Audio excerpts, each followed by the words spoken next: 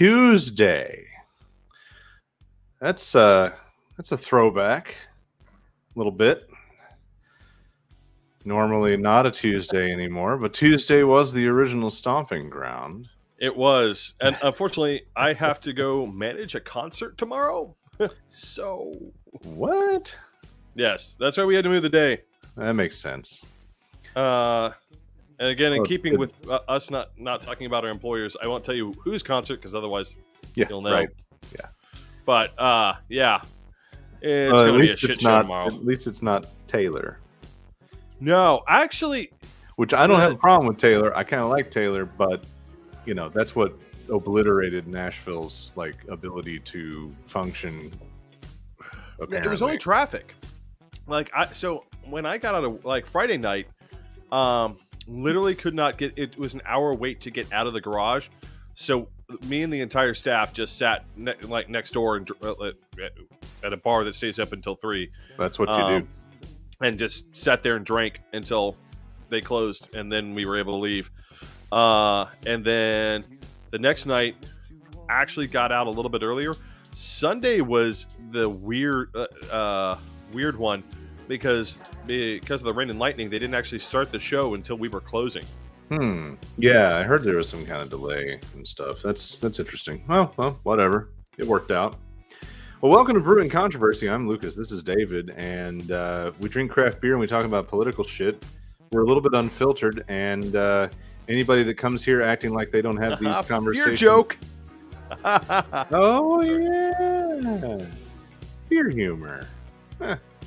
We do what we can to have good cheer and humor on tap. But I'm bummed. So, if you come here pretending like you don't also drink things and talk with friends and talk shit about things going on in the world, you're a liar and you can fuck off. And that is the tone that we will set here this evening, ladies and gentlemen. So Tuesday edition, a little rarer. We've got some fun stuff in store this evening. Some things that we there's so many stories and topics that are ongoing pains in the ass of rational human beings that we've already talked about them and they don't move quick enough. So we get to go back through our inventory of what have we been meaning to talk about lately? And then we get to do sometimes a show like this. So coming up, we're going to talk a little RFK. We're going to talk a little local government fuckery. That's one of David's contributions to the mix. I'm adding something real fast. Oh, sweet Jesus. I forgot. And David's apparently adding something real fast. So, that I don't know what to think about that now. But now I'm going to stare at the box with paranoia and dread and see what it is that he puts into the mix. So anyway, we're glad you could be here. If you're here, say hello, say hi, pipe up, chime in.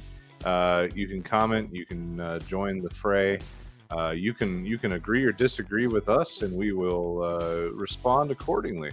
And sometimes it works out. Sometimes people look like twats. It just depends. Sometimes it's us looking like twats. Just never know. Like yesterday. No. And who's here first? Eric is here. Hello, Eric. So glad you could join us, folks. Please feel free to make your presence known. Good God, no. Yeah, see, normally we have this better organized because normally we have until Wednesday or Thursday to get this together. And instead, right now, we're kind of doing our pre-production during production. It's a fun time. David was regaling us with too many capital letters. I had to fix him there. So now it's time.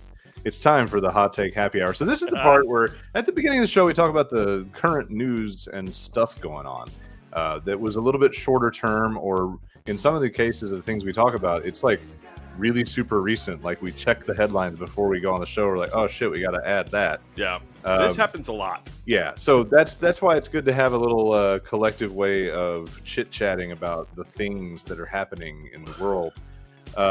So David, you were explaining to me how this otherwise untouchable horse shit with the Supreme Court corruption might be touchable because, like the movie about Capone, it's the taxes, stupid. Yep.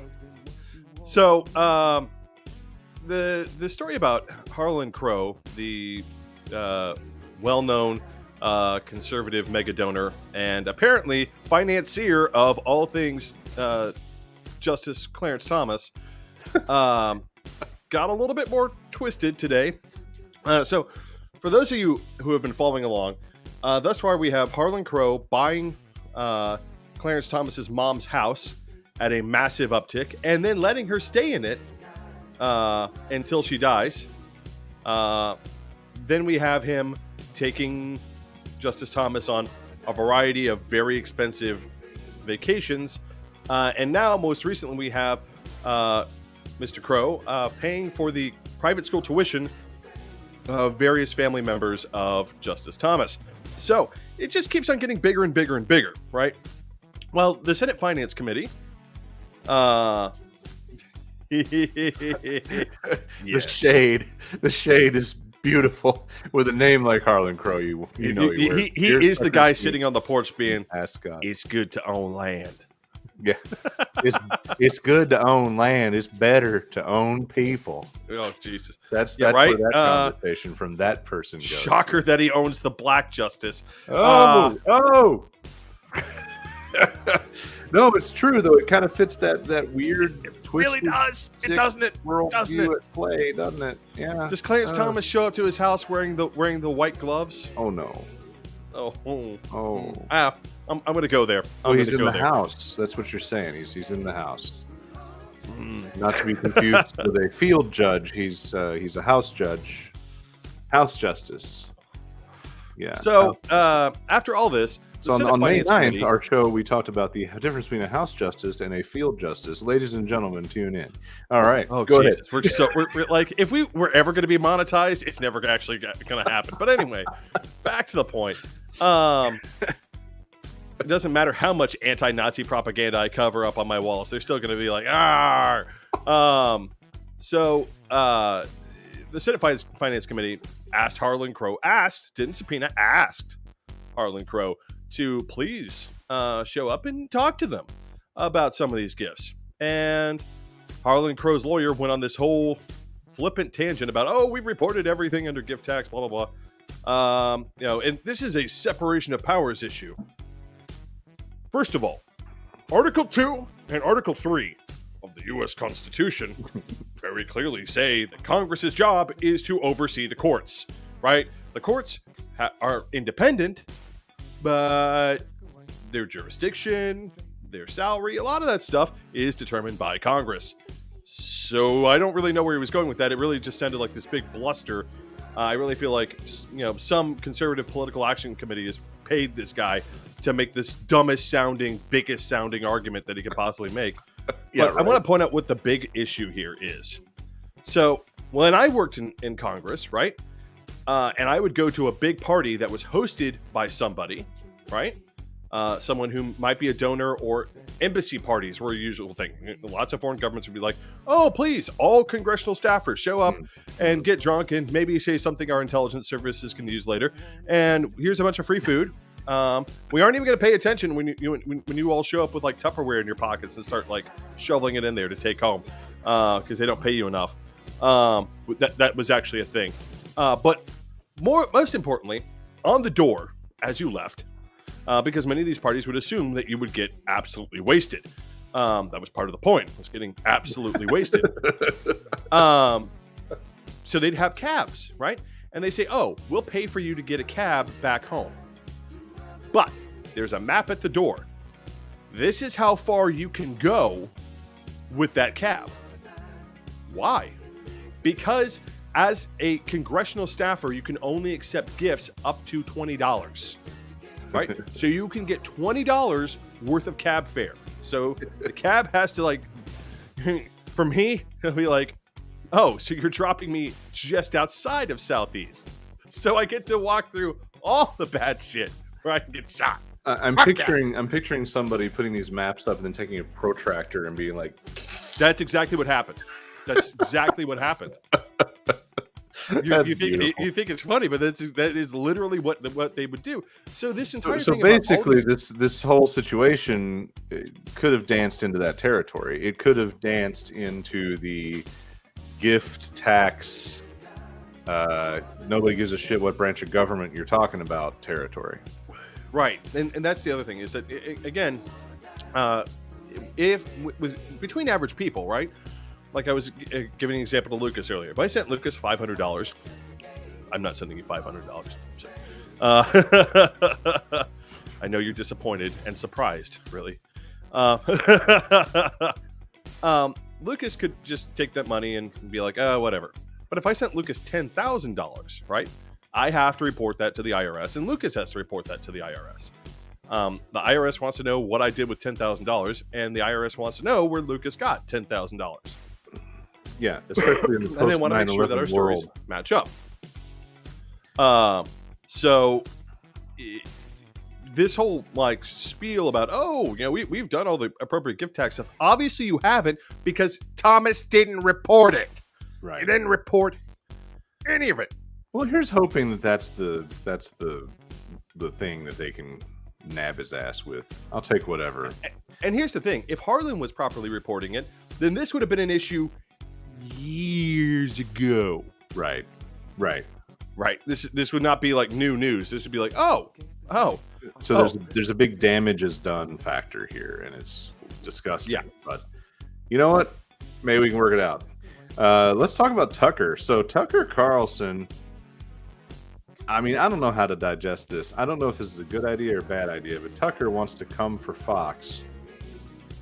And I'm not sure if this is going to mean that he's going to come for Fox by somehow being more extreme and outlandish than Fox or his portion of Fox. More of the same. Or if he's going to somehow drift back into the almost defensible space that he used to be in. So he's coming after Fox with his own shit. Tell us about that. Well, okay. So Tucker Carlson apparently, a bunch of other networks have proffered bringing Tucker Carlson on board. Right now, he's under as is usually the case, you're under a non-compete contract of, you know, you were our celebrity. We paid to promote you and do all this other things for you. You can't just go leave us and, you know, go work for somebody else and use all that hard work that we did in puffing you up. But usually that comes with a stipulation of some sort of payment. So right now, Fox News is paying Tucker Carlson $20 million a year not to go on air for anyone else and not to challenge his non-compete. Tucker Carlson apparently figures, however, that he can get more than $20 million a year. Not joining One America, not joining Newsmax or any of those, starting his own network.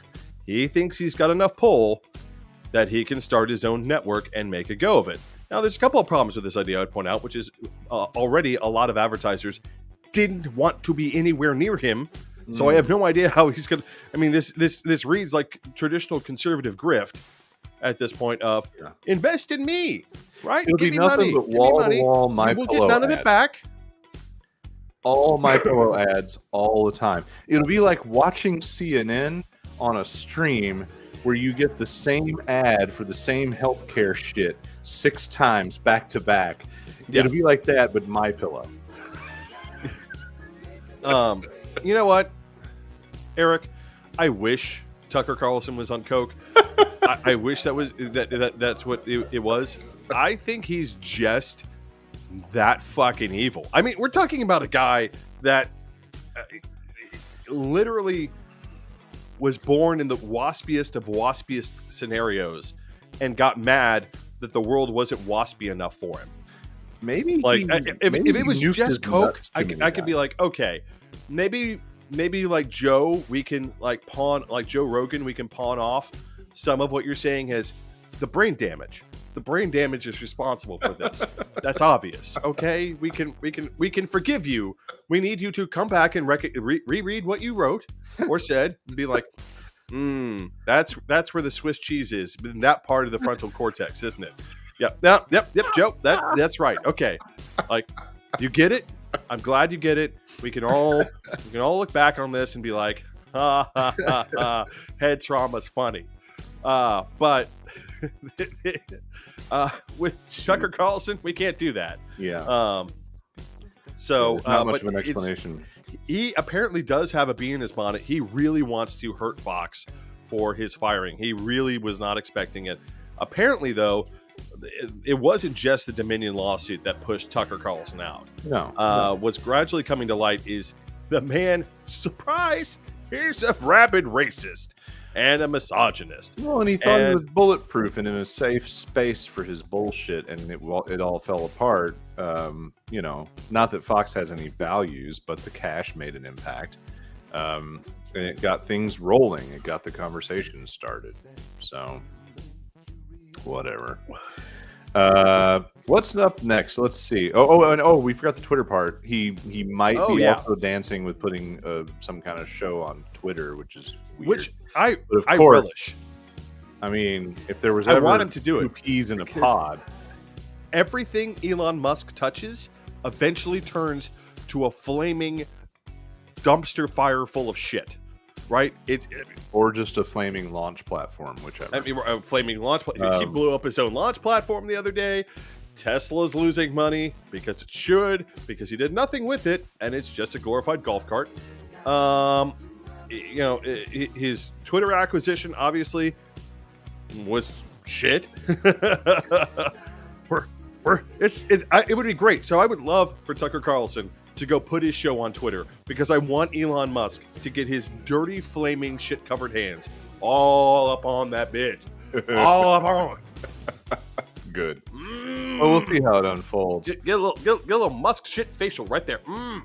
In other shit people news, so we've had a bunch of the convictions rolling in for these Proud Boys motherfuckers, but it's serving to inspire action. I did want to show this little sequence. It's hilarious, and also another sign of how fucked up these dingleberries are. These are some of the notes, the handwritten notes passed around their table during the trial. I'm going to play this through a couple times because it's a quick loop that CNN had put up, and I went and swiped it real quick. But if you look at these as I play through them, they're so goddamn juvenile. Now, there's one that features some really astonishingly well-sketched cartoon eyes, which I actually think might have been from the lawyer. Not that whatever lawyer would work with them is... It depends. Are they anime eyes? They're not. They're like decent cartoon, like freaky staring eyes. So here we go. Here are the notes that they were passing. There they are. They're the eyes. Yeah. So all of this fucking meme, like every one of these, it looks like sketches you'd pull out of the drawer in a basement desk where some kind of fucking 4chan kid was sitting to play his first-person shooters. Like, it's just insane. It's totally what you would expect from these pricks. Well, what you'd also expect is they'd start showing out and throwing tantrums as they start to have the screws put to them. I heard a little something on NPR earlier this week. That's a stretch. It might have been the end of last week because we're doing the show so damn early. I'm not sure where we are in time, but it was something about they were talking about just the general uptick in bold white supremacist, insurrectionist, douchebag violence and showing out beyond just Proud Boys, but mostly Proud Boys, and how much allyship they enjoy in law enforcement and how little things are being handled. So that meets poorly with what you're talking about in which is developments. And we probably read the same report, or you heard about the report, and then I went and read the report, and basically they were probably referencing the same shit. The uptick in specifically Proud Boys, Oath Keepers have kind of died back a little after, because they were always a little bit weird in terms of that militia, but other groups such as Patriot Prayer and groups like that have been surging in their actions. Patriot Front is another one. If you ever see a bunch of guys in blue shirts and khakis with masks on, and it definitely doesn't look like they're Geek Squad trying to install televisions at a coal mine or something. Definitely not Geek Squad at a masquerade party, right? That's Patriot Front. But even groups that were on their way out have suddenly surged a little bit. The Traditional Workers Party is one that all of a sudden they've seen upticks in their activity and in their violent actions all across the board. And a lot of it, I would argue, is that these guys feel backed into a corner. Trump told them that they were going to win, and they didn't. And now they're convinced that, well, instead of doing something different, they're convinced that what they need to do is try harder and blow up more stuff and kill more people and intimidate more people. And kind of an example right now is, the Bundys are back at it up in Montana and Idaho.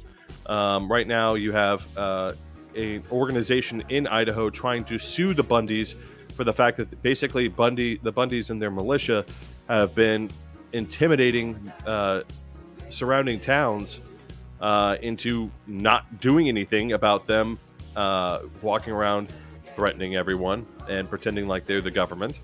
So it's an organization called St. Luke's. They're trying to put a stop to it. But I mean, everywhere you look, these very, very, very much need these assholes to fuck up in a way that gets them in trouble. Well, I mean, that's the problem. But the Bundys have done this 3 times. 3 times they've done standoffs and only been arrested once. And the second, they've been arrested every single time. The second time, the prosecutors somehow couldn't make a case stick in front of all things, of course, an Idaho jury that they were trespassing and committing acts of terrorism. It's gotten ridiculous in Idaho. I know we talked about like different solutions to get states to comply. I really feel like calling up Idaho and being like, "Hey, we're shutting down the postal service." Right? Yeah. We can't be sure that the postal service, that the post is going to go through in Idaho. So you know what? No more Social Security checks for grandma. No more Medicare checks. No more of that.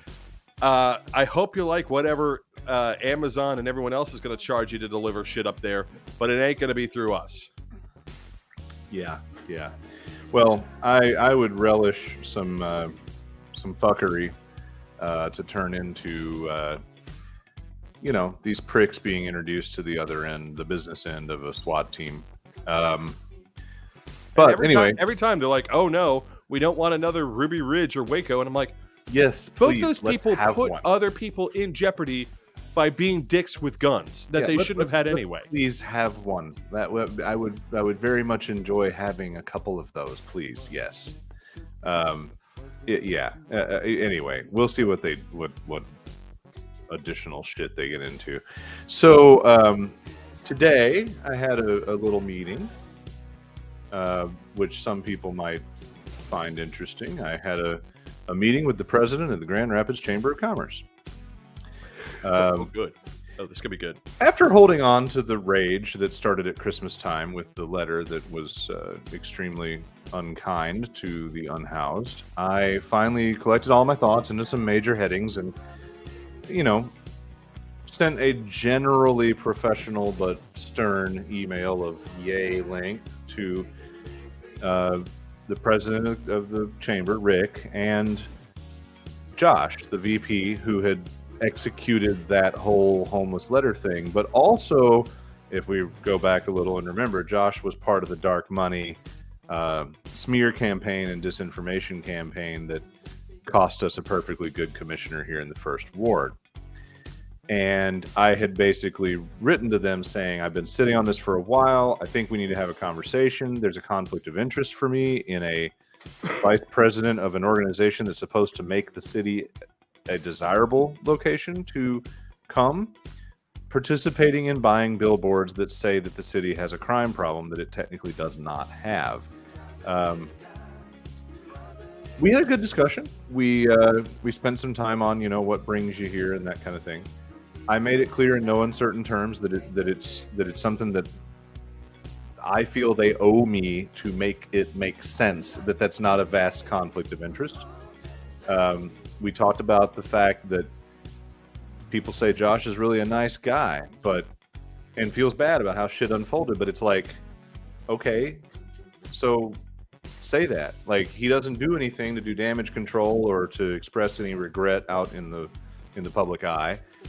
And Rick and I touched on some interesting commonalities. And the thing that I keep noticing is a lot of people say the same shit to me in different contexts.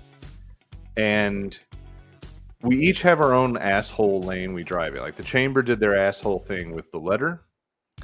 And yeah, okay, but he paid for things, right? Yeah, he can't be that nice. And that's the thing. I'm gonna make this a thing now. He Harlan Crowed that. But yeah, a little bit. And so, like I said to Rick today, I said, if he's really got any humanity about it, he's doing a piss poor job of sharing that with the world, because a lot of us just basically look at him as Darth fucking Vader. He starts with the Dirty Money campaign against Kurt, which wasn't even necessary. I told Rick today, I said, your full amount of donatable money from your PAC to Drew Robbins and the police union's full donated amount of their money from their PAC to Drew Robbins was enough money to defeat Kurt Repart with the topics at hand. You didn't need the dirty campaign. That's what's so infuriating. So it was an unnecessary thing, and then he goes right into the fucking homeless letter.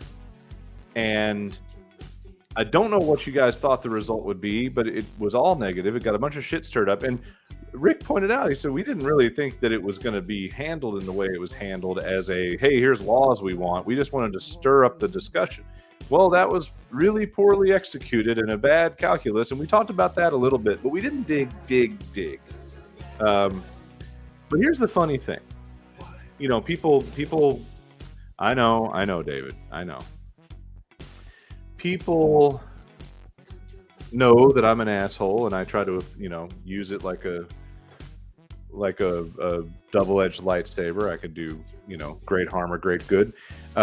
They did some asshole shit. The cops are assholes. People talk about different other activists are assholes. We're all different kinds of assholes. But the funny thing is, when I hear the same thing come out of the mouths of various assholes, I know that we're all correct.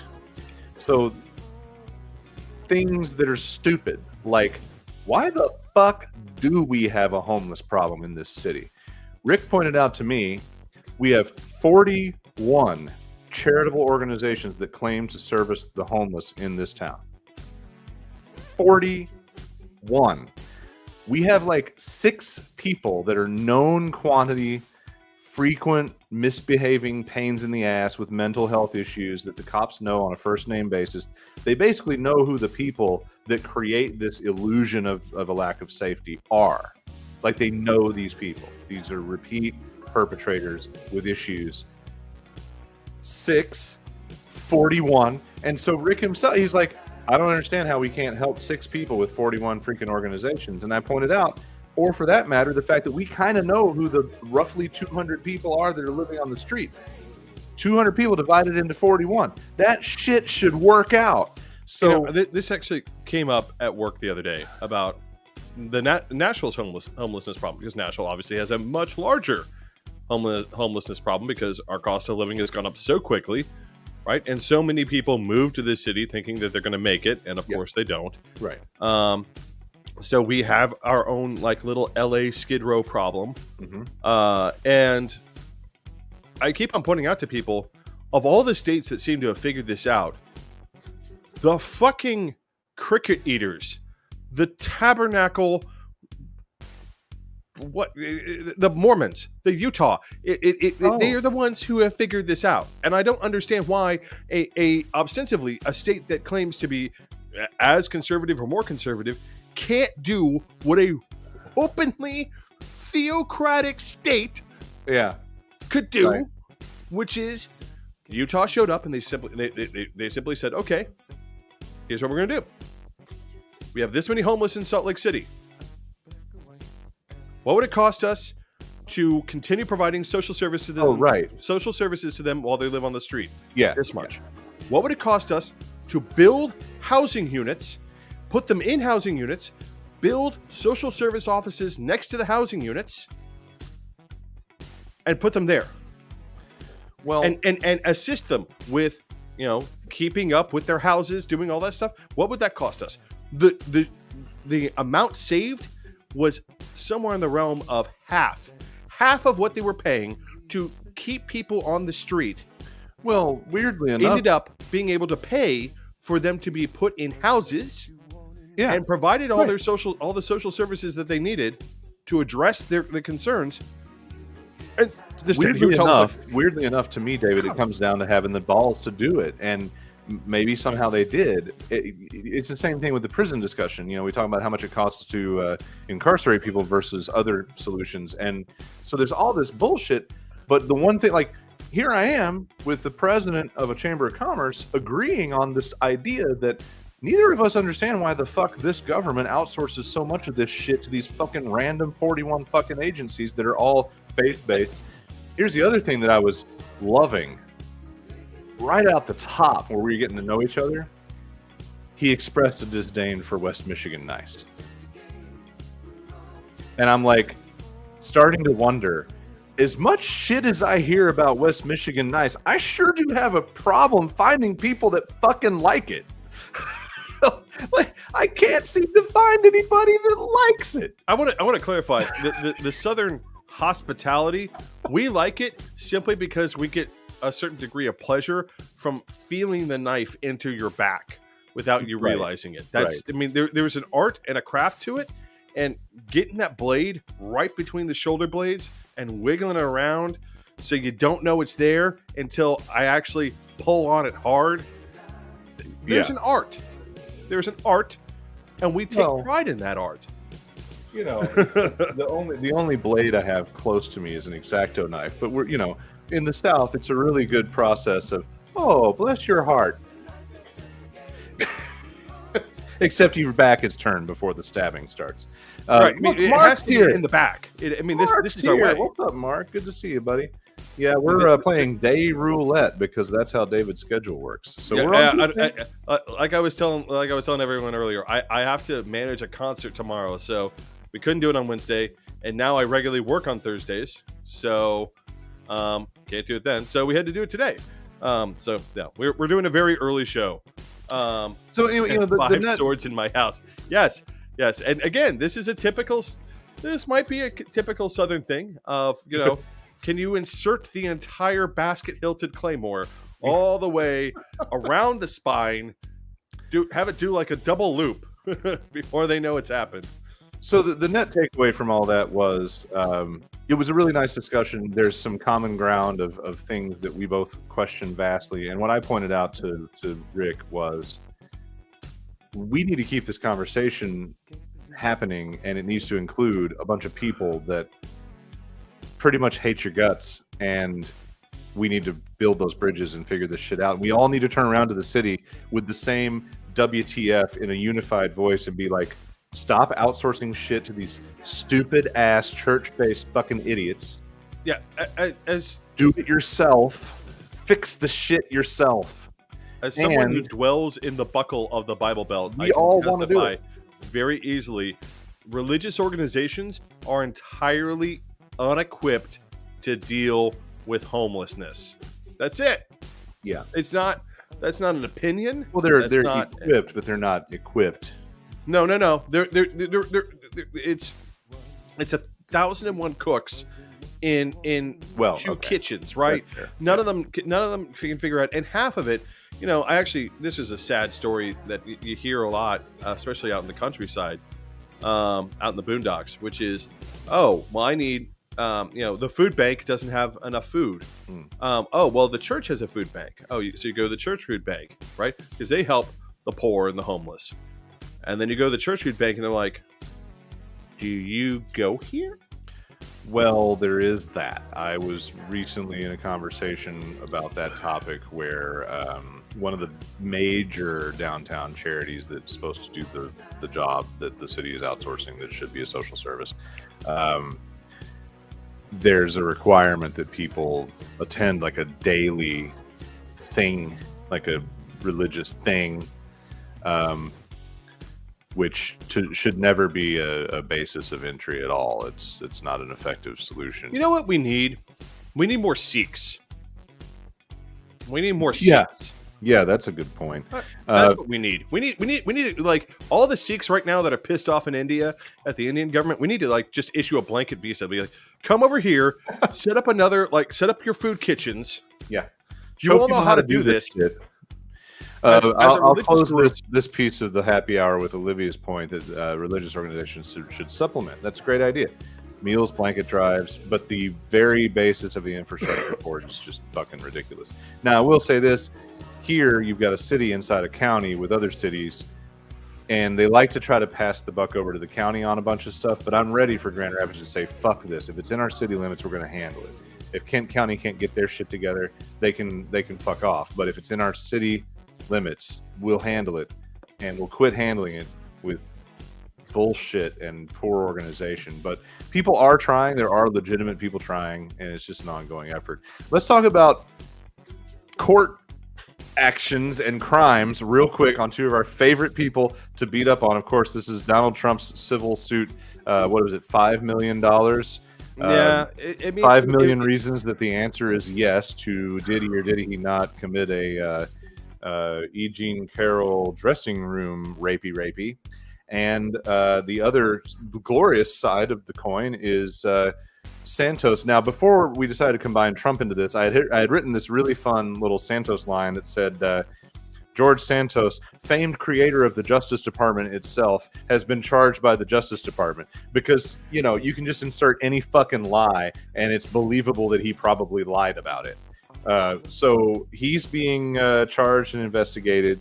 Trump is, for as much as he can be at this point in time, guilty on the rape thing. Or this particular rape thing, considering the sexual battery. Not. I just want to clarify, they did not find him guilty of rape. I also want to point out something else that I find kind of sad about this Carole King case. If this had been anyone else, Carole King is an entirely different human being for an entirely different story topic of a much more pleasant nature. Oh, 5.7 million. I like it. I could start calling that 6. Thanks, Mark. I gotta be honest. Okay. I don't divide because David's the lawyer and other people are actually following the news closer than I was able to today. Fine. Okay. Sexual assault, whatever. The main problem is this, that I'll be honest.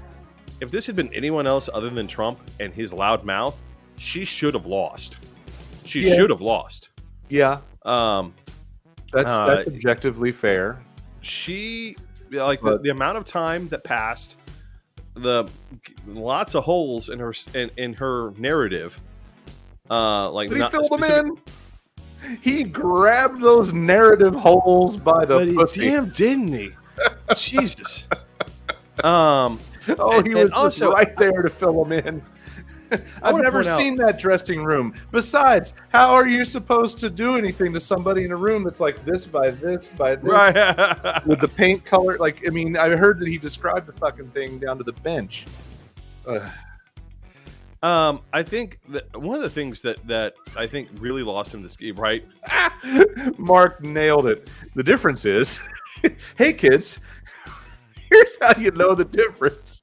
Sexual assault, he uses tiny hands. Rape, he uses tiny mushroom. That's odd. Wow.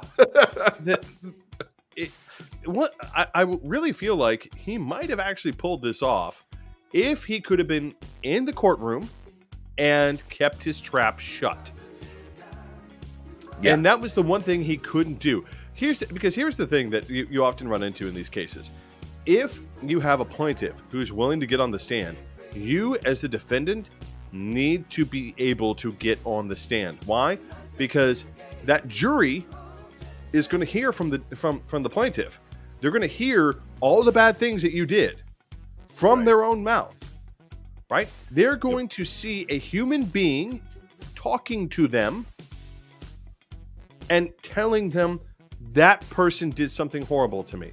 Yep. When you as the defendant can't even be bothered to show up inside the courtroom, let alone get on the stand.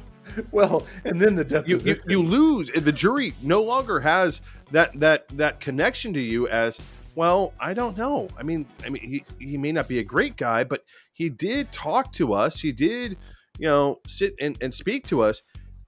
that's essential in these types of cases, and the fact that Trump couldn't even He's like squinting at is that my wife?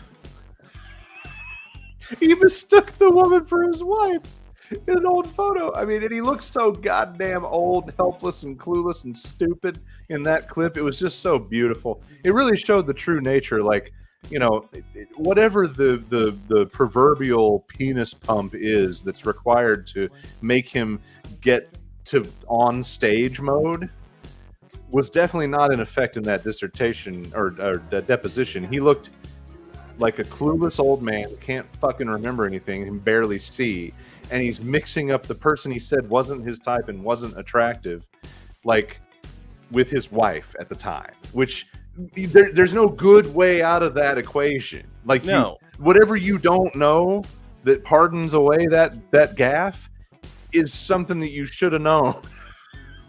It doesn't matter which way you come at it. I mean, and one of my favorite thoughts about this whole thing, observing all this shit, I was on my walk listening to NPR cover this the other morning, and I was like thinking to myself, you know, this whole topic centers around the universal truth that, of course, we're not hot anymore when we're old. None of this shit took place now. Of course nobody's anybody's type at the point that we're old, because everybody gets worse as they age. Oh, wait, no, he was always that bad.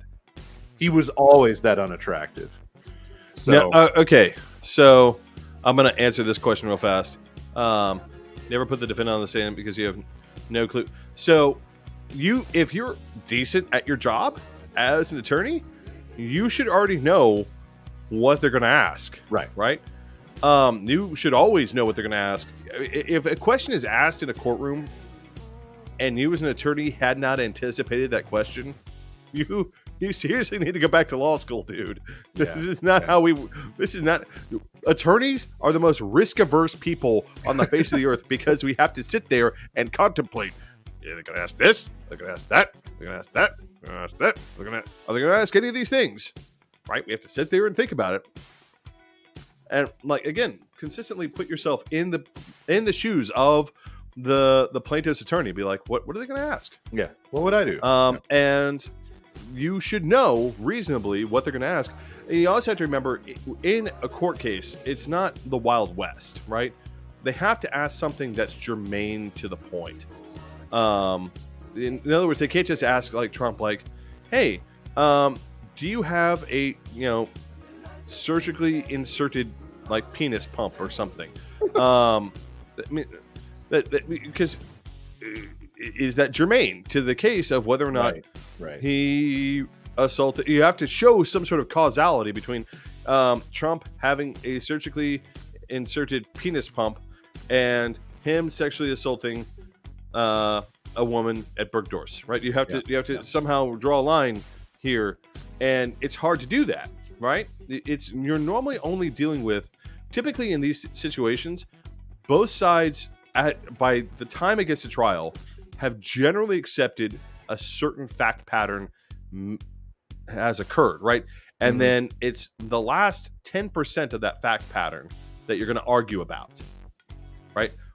Is Donald Trump this? Is the plaintiff this? Are these? What do these people do?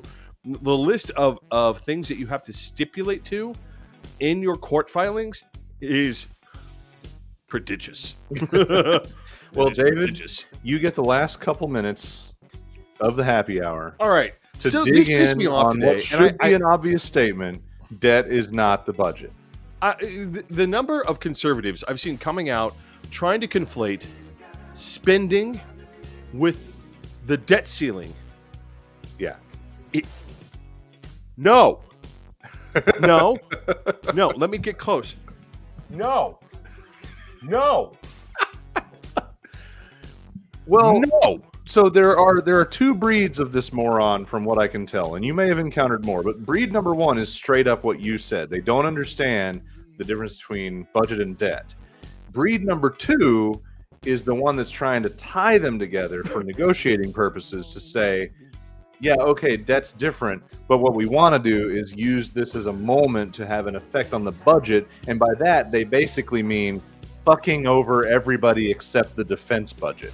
So, Well, they're both equally dumb and harmful and dangerous. But it's absolutely out of control, and it needs to be understood that, first of all, what the Republicans are asking for with these cuts to debt, or not to debt, but to spending, make no sense whatsoever. None of the cutting these things in no way will stop the debt ceiling from rising. I want to point that out very clearly.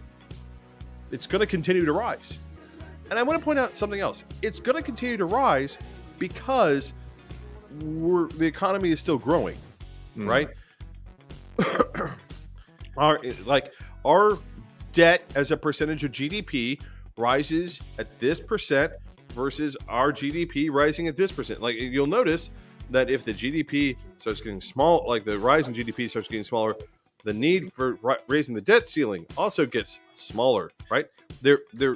They work together, right? So, because is it analogous? Is it fair to say? Because I'm always looking for the analogies that help the the idiots in the middle, not the idiots on the far right, but the idiots in the middle to understand this concept that you should have already, read up on and understood if you're a functioning adult, or gotten somewhere along in school if you're old enough.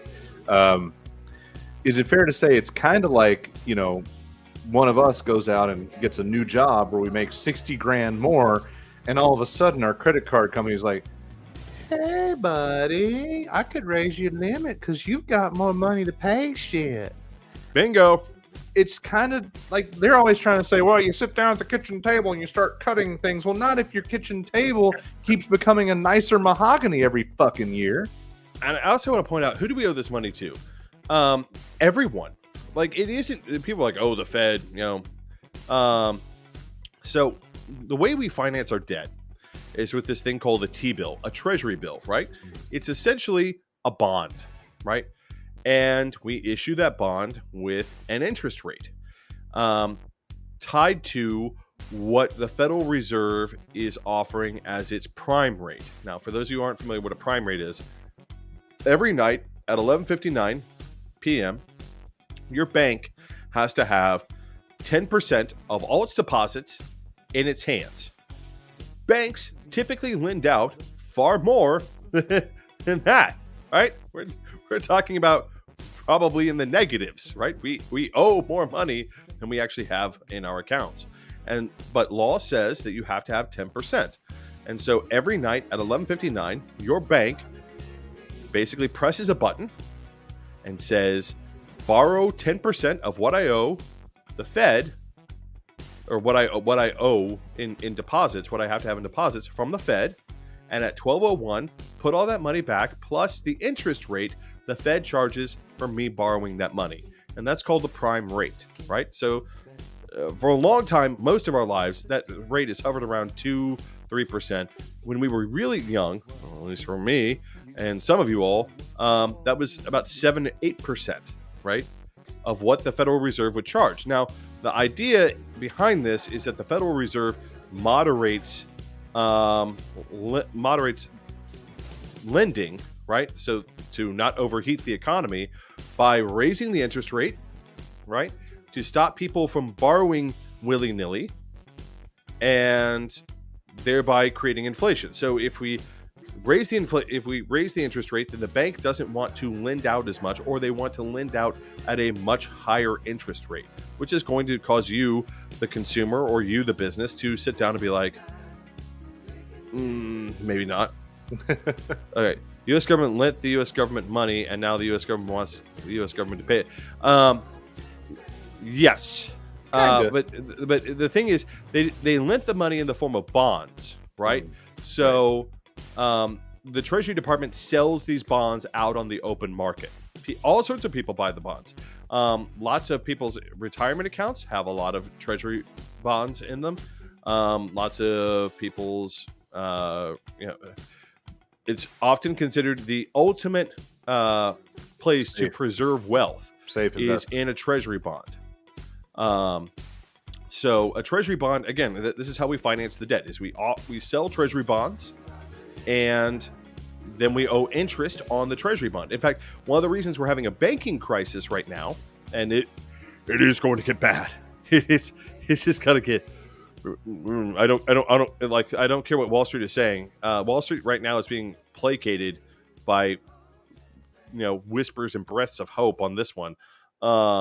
It's going to get bad on the banking crisis because a lot of these banks, in order to preserve profits and raise profits, bought a bunch of treasury bonds while interest rates were low. Well, if interest rates from the Fed are low, right, then the interest rate on the treasury bonds are also low.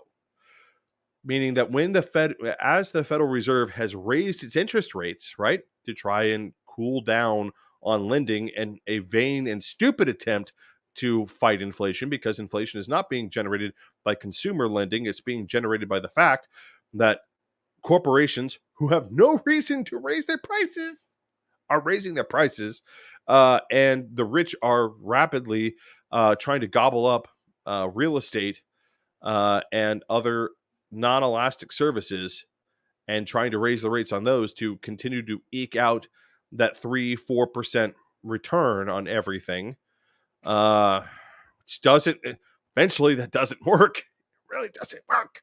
This isn't how you do things. But like Silicon Valley Bank failed because it took a bunch of its profits, right, and bought treasury bonds that only had 3% interest. And then the Fed raised the interest rate. Now, part of the reason why Silicon Valley Bank wants to buy those bonds is because they can turn around and sell them at the very least at face value, right? So if I buy a bond for $500 and it says it has a 2% interest rate, compounded per annum, redeemable in 5 years, right? So in 5 years, I get 2% on that $500 compounded over 5 years. I can turn around and I can sell, at the very least, I can sell that bond at the cumulative interest of that bond. At the very least, I might be able to certain individuals and in many circumstances be able to sell that bond at above face value, which is typically what would happen, right? Typically, I'd be able to turn around and sell that bond for a little bit above face value. So I'd eke out just a hair of profit on it, and I've preserved my money. In other words, I've preserved it above inflation. What the problem that Silicon Valley Bank and all these regional banks are having is that they bought a bunch of bonds at 2-3% interest rates, right? But then the Fed raised the rate, right? So the new bonds that the Fed is issuing are at 5-6% interest, right?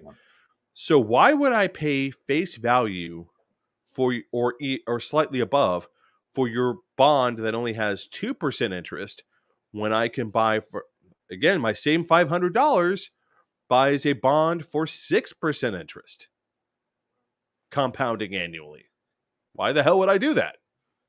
I wouldn't. So now all this stuff that you have that you stuck all your money in to protect it is now a prison rather than a lifeboat.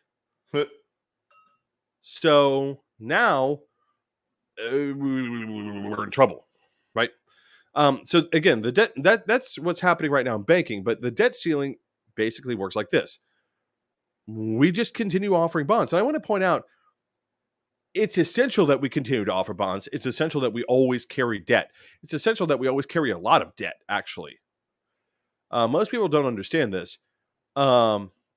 This is not your kitchen table economics, right? We need to offer debt. Oh, but we need we to should have be able debt. to always explain it with the kitchen table because as a sovereign based on government, the right is stupid. and I keep on having to explain this. Here's the really cool thing about having a bunch of people owing money to a bunch of people as a sovereign government, especially if you're a very large economy. So we offer treasury bills and we sell them, and people pay us money for them. They pay us all sorts of different monies for them. They pay us in euros. They pay us in fucking Turkish lira. They pay us in Chinese won. They pay us in Korean won. They pay us in all these other things. But when they come to redeem that debt, what do we pay them in? We repay the debt in dollars. And when you repay your debt in a currency, you establish value for that currency.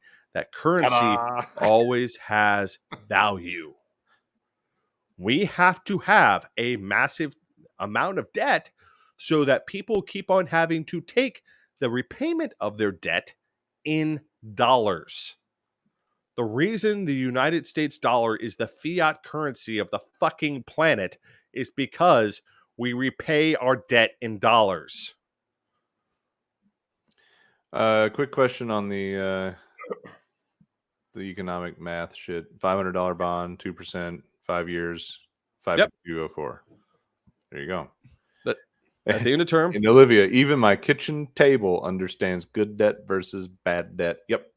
Ding, ding. Well, ladies and gentlemen, that is how David takes a hot take happy hour economic topic that he had a couple minutes to execute and does it in 10. So it's time to drink because it's kind of complicated. What do you want me to do? That's the but it needs to be fairness that must explained. be I'm tired considered. of people like not getting this. Well, keep on being tired because it ain't over yet. And I do hope I you're a little know. wrong. I hope you're a little wrong about the banking apocalypse.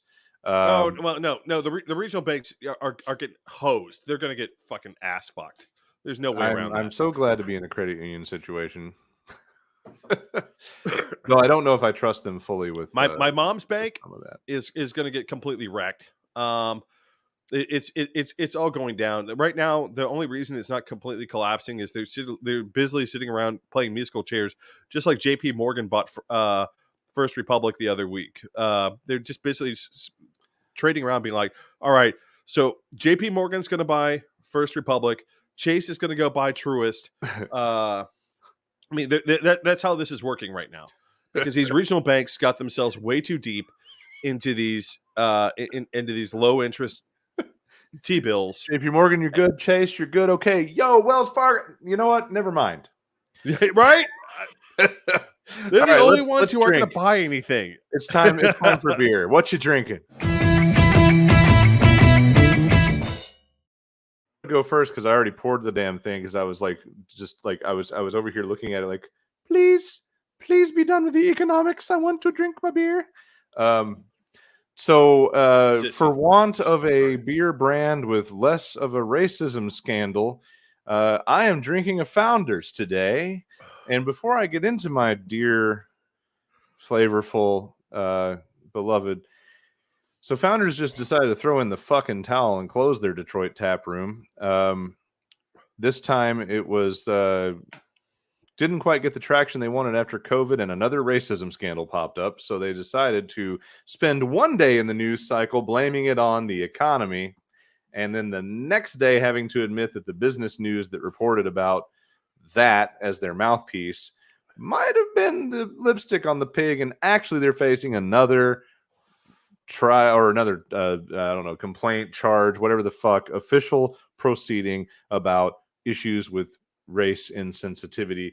I don't know where the fuck this comes from. I don't understand why.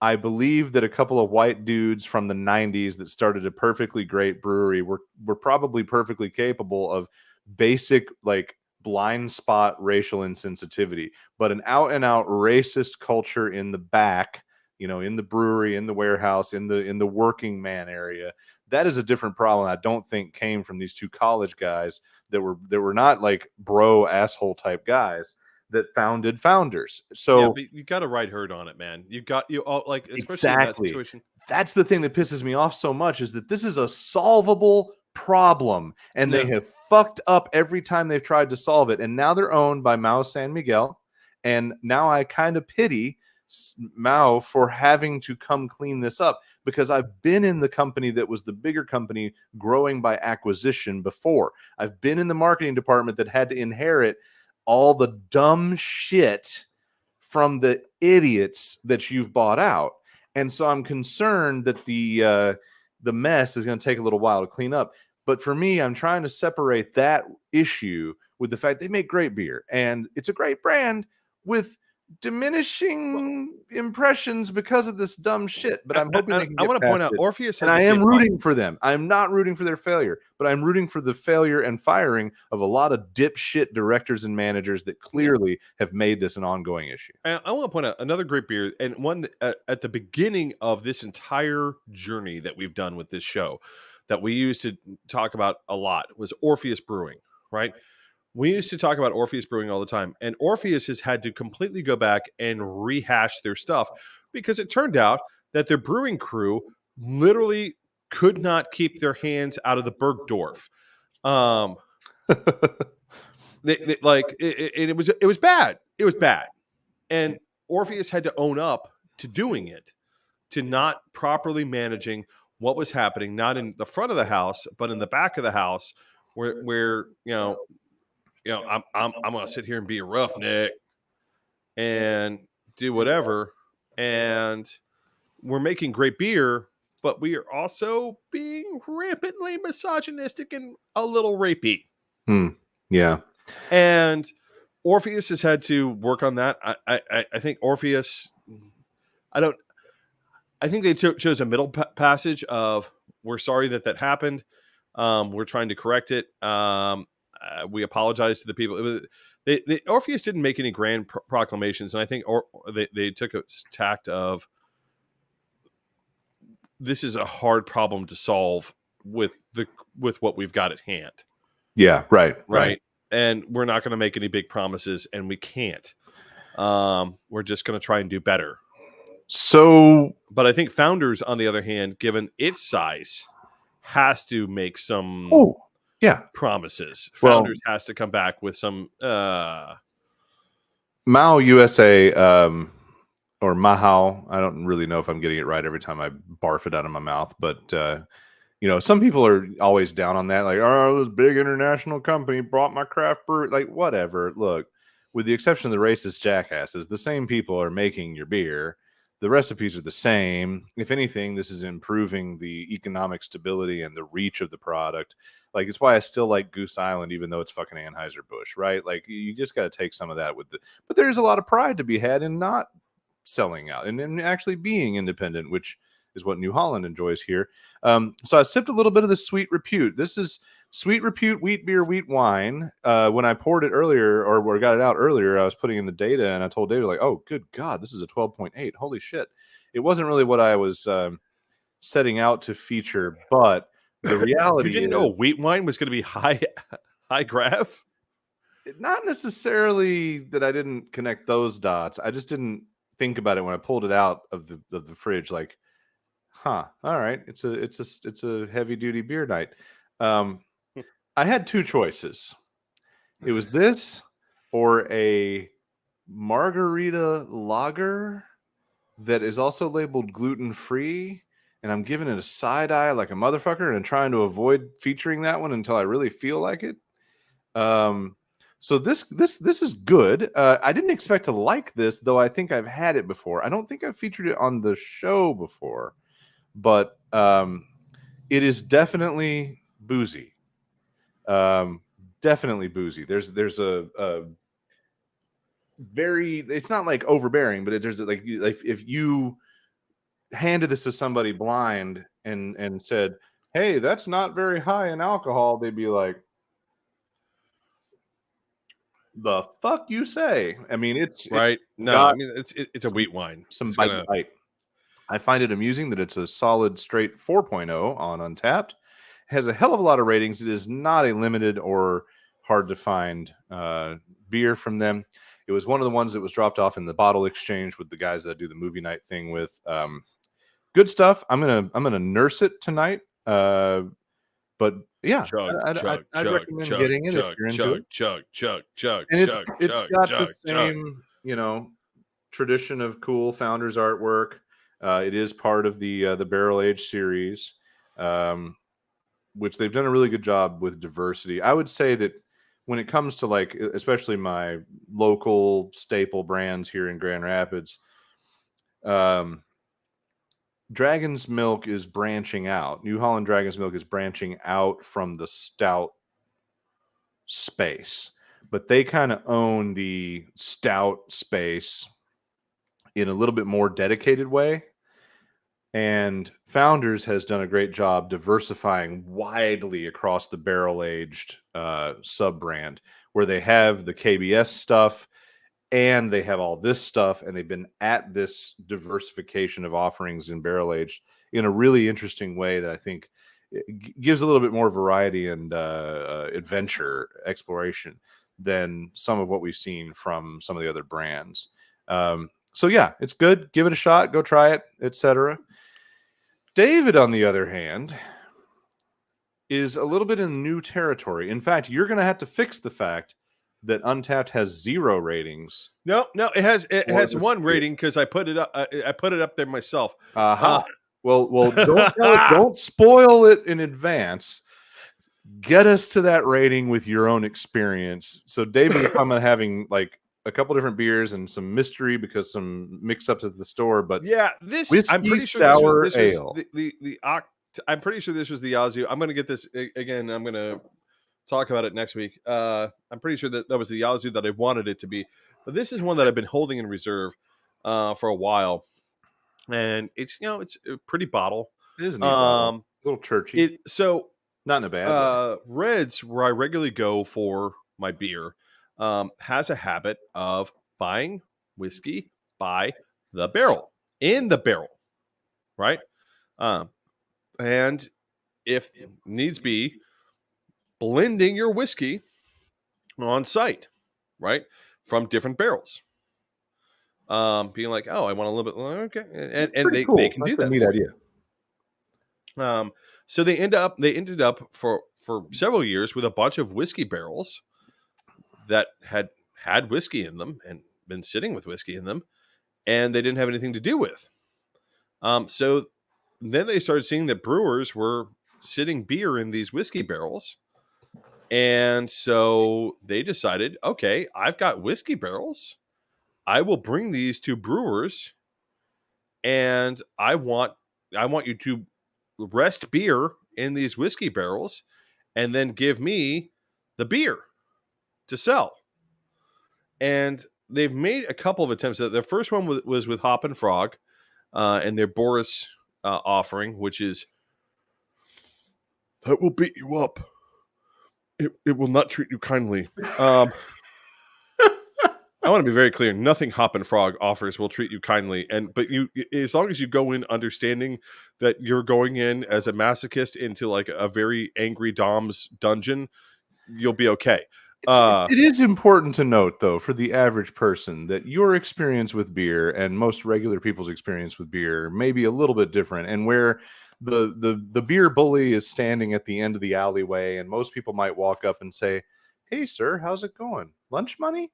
Yeah, I'll give you a little lunch money, but just give me the lighter beating." David goes to the end of the alley and goes, "What's up? What's up? What's up, man? What's up?" And so everything that happens to his biology from that point forward is mostly his own fucking fault. This is vaguely accurate. So this was from Wyoming. These were aged in Wyoming whiskey barrels for 2 years. And is their whiskey? It's a whiskey sour ale. It came out of Highwire Brewing. They sat a blonde ale in this, and they classified it as a sour when it came out. Sour blonde. That's kind of interesting. I think I dated one of those. Haven't we all? But it is. I mean, like, this has a very distinct whiskey sour flavor to it. Is that how it comes off? Like the cocktail, basically? Because I tend to have very mixed experiences with both sours and blonde. The blonde beers, this comes off like me, and so are sour. This comes off like the cocktail. It comes off like someone poured some very basic bitch whiskey and put in a hair too much sour into the mix. Okay. The orange peel that they rested it with, I feel actually is, I can tell that it's there. I would not be able to pick it out immediately though. But it comes off like a very even. It comes off like almost like kind of like a lemony fresh sour, but it has this undertone, this undernote of whiskey. I mean, like not like the sharp note of whiskey, not the sour note of whiskey, but that undertone of that peaty or leather or however you want to qualify that whiskey undertone I would normally say leather, but it has that little hint of the leather on it. Huh, that's neat. So So does it's it an come off interesting, heavy or and you can light? see, huh? Heavy or light? Like, is it, because what you're sort of describing something I can almost see having out on a beach, and at the same time you're describing something that being barrel aged and stuff that might be more of a, you I know. would definitely qualify this as something because it has been barrel aged. I would definitely say that this is something you could have out on a beach. So it's got that lightness to it that makes it, because you mentioned the lemony thing, and I'm thinking, it sounds like if you could keep this thing ice fucking cold, it could be a nice. What's the percentage on this? 8.7. 8.7. So it's kind of down the middle Yeah, for us, not for for us, civilians. right? Yeah, down the middle for people who regularly dance into the 17-18% territory. Probably on the high side for most average folks / angry kid rock types. Well, this is out of the park for that. I mean, like, Yeah, in right. fact, I think, before I had to start behaving myself a little bit more for the sake of a peaceful relationship with my cardiologist, I would almost say I would challenge Kid Rock to a barrel-aged beer drinking contest to settle his fucking bullshit. Because Oh if no, he's he that would be attached, wrecked like a bitch. yeah, if he's that attached to Bud Light, then he's got no fucking balls when No, it comes to drinking anything else. What really sucks, he's though, just gonna sit there and piss himself, and while you're drinking good beer. is I end up liking people that I drink with, and I don't want to fucking like him. So I know, you know what? I drink with plenty of people I don't like on a regular basis. fine, fuck I you too. No, just kidding. I think nothing of it. No, but no, this, it comes across as it's a very interesting mix. The one thing that I'm noticing that I'm on the fence about is how much it leaves the sour note in the mouth. Hmm. It is definitely leaving that big sweet and sour mix flavor very strong in the mouth. In fact, I actually feel like they probably brewed this with straight sour mix. Hmm. Because I could have a see feeling that some. they I have a good feeling, because knowing what I know of brewing, I have a good feeling that they dieseled this. And for those who aren't familiar with what that is, so when you're brewing something and you can't get the flavors to align, you end up with something that tastes like diesel gasoline. Um, and the way you overcome that is you add a fruit flavor to it to crush out the diesel. And actually, it's one of the things that I'm not a huge Creature Comforts brewing company fan. I'm not a huge fan, but the Athena sour I'm really respect, because they dieseled it and they let the diesel come through. They're just So like, the, we the, fucked the this up, but flavor. instead of just crushing it, we're actually going to let the diesel flavor That's play in. interesting. I don't know. I don't hate that. I think that could be interesting. Well, what you're describing with this one, kind of like, I'm thinking through some potential pairing options, and it could be really delish with certain food matchups.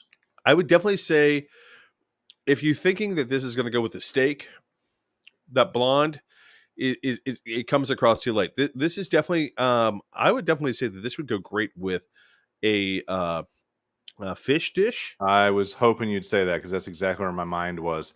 I was Yeah, this would. thinking that if you're grilling some salmon, this is going to be your beer. You Oh yeah, start drinking it while you're grilling, and it's going to make that salmon just hit exactly right. Or if you wait till later, I was thinking how much it might bounce off of some, like, really decadent, like a cheesecake kind of situation, where you get that really creamy sweet, and then versus that soury whiskey thing going on. I think that could be really maybe fun. I could see that. Maybe I could see that. Or Maybe now that I tacos, think about because it's Tuesday. it. Tacos, Right? fish Um, tacos. That nails it. I think we have a winner. Fish yes, tacos. Fish but tacos would be a I great. think as a native Nashvilleian, you have to admit that there's only one place to get fish tacos, and that's Baja Burrito. We all understand this, right? You know what? I would say that's one of the things I can say that I miss. I will admit Baja Burrito is a thing But about Nashville Baja Burrito fish that I tacos miss. is the thing. So right? Because before it's we move queso on, fresca and all over. I want to talk about food for just a second before we move on. So I have this habit, since we talked about food and we got into food, I want to go here. I have this habit when I go down to the Chamber of Commerce to work in the work cafe, which I did today. I tend to do it when there's a commission meeting because the commission meeting gives you a full parking validation for like infinite amount of time in the garage. So my parking for my whole day gets covered when I go to the commission meeting, and I'll team up because these are next to each other. So I'll go work in the cafe, had my meeting with Rick, and a lot of times I'll eat a meal before the meeting, whether it's the midday meeting at 2 p.m. or the evening meeting at 7 p.m. I'll eat the lunch or the dinner before that, in a lot of cases, at Rome, which is an incredibly good restaurant in downtown Grand Rapids. It's a bit pricey. A beer and burger for lunch, I was out of there for $30 today after tip. So it's not cheap, but their whole gig is they feature foods from around the world. And they're also a very progressive, outwardly expressed progressive company. They have a lot of pride and Black Lives Matter flags going on. They did not sign the bullshit letter. So they're good people, and they got a lot of employees that are down with the movement. The march that I attended downtown for the Patrick Lyoya issue, the employees came out of the restaurant, stood on the sidewalk, did the fist in the air thing until the march passed by, and then they went back in and go back to work. And I thought, all right, I gotta get props on that one. So they're really cool people, great menu, real good food. On Tuesdays when the meeting's at night, there's a great happy hour deal. You can get like any of 5 of their appetizers for half price, and it's a good opportunity to get some really good like world fare. So I noticed in the menu today at lunch, and I wouldn't have spent as much money on lunch, but I wanted to try this. They had an item on the menu called Nashville. Your suspicious face is a fair face. And so every time anybody does Nashville, I joke around like, I'm going to get that, and then I'm going to judge you because I'm a native. So usually it's hot chicken. And I've definitely established whose hot chicken in Grand Rapids sucks and whose hot chicken in Grand Rapids is great. Spot on. Almost wouldn't. Oh, dude. Party Foul is on the. I say this in the world of hot chicken. I just got to throw this out here. Oh boy. Party Foul apparently got dunked on. Oh shit. For their. I worked there, for those of you who aren't familiar, I worked there for a hot minute, and I definitely looked at how they were frying chicken and being like, I'm pretty sure my mother would kill me, her only son, if I ever fried chicken like this. Like, and it would be justifiable. It would be completely like, you have failed me as my progeny. Whatever came out of my womb is dead, and you are all that remains, and now you must be destroyed. Okay. So let me find it because I want to describe it accurately because it was good. I don't know if I understand why it's the Nashville, but so to give you an idea, this is the handhelds section of the menu. Bao Fusion, Jianbing China, Knoll Burger America, Paratha Tacos Fusion, Nashville America, Kati Roll India. Okay. Also, I found out today at lunch that I need to get the fucking skewers because I saw them walk by me and I blew them off. I was like, I'm not paying $17 for 2 skewers. Fuck that shit. Then I saw them in something that looks like a mixing bowl full of the accessories, which vary, but noodles, rice, etc. And then the John Holmes fucking skewers that they were carrying by. Like, what the fuck? I'm missing out. I'm going to get that next time. So, Nashville. Charcoal grilled local 8-ounce beef patty from Sobe Meats, pepper jack, tobacco rings. House-made barbecue, Kool-Aid pickles, and fire-roasted tomatoes on a brioche bun served with fries. Impossible meat or vegan cheese available. Obviously, I got the impossible meat. You know what it is it's the tobacco onions. The tobacco onions. Somewhat, but here's the thing. Here's what I found out. First of all, I love the pickles because they're like this fucking thick. They're like honest to God, like house-made, big, thick pickles. But They were out of the fire roasted tomato, but I Ooh. agreed I would still like the sandwich. They were like, "You cool with it not having?" Like, yeah, whatever. Yeah, I want to try it. And I was able to identify. I think it would work with all those ingredients, but the missing tomato, it was like, I see what they're going for. It isn't Nashville in the realm of Nashville hot. It's Nashville in the realm of here's a bunch of stuff that kind of lifts from the Nashville culinary palette into one burger. I don't hate it. Explain I to me think the it was a Kool-Aid very pickles, though, because I interesting don't thing. understand what the hell that is. The what now? The Kool-Aid pickles. Well, they're red apparently, because they were staining stuff. But let me look because that's not one that that Okay, I rang can for see where me they're going. either. So let's see, tangy, sweet, and sour. These Kool-Aid pickles are crazy twist on usual savory condiment that becomes wacky and tasty flavor combination. Apparently, it's a thing you can do. I guess you soak them in. You put Yeah, Kool-Aid in the jar. so cucumbers are or pickles are cucumbers soaked in brine. Yeah, right. But you can take a cucumber, I guess, and soak it in also any other substance really, and have it pick up the flavor, because cucumbers by their nature have only the most mild of flavors. So Mississippi is the birthplace of Kool-Aid pickles, which people have nicknamed Cool Lickles.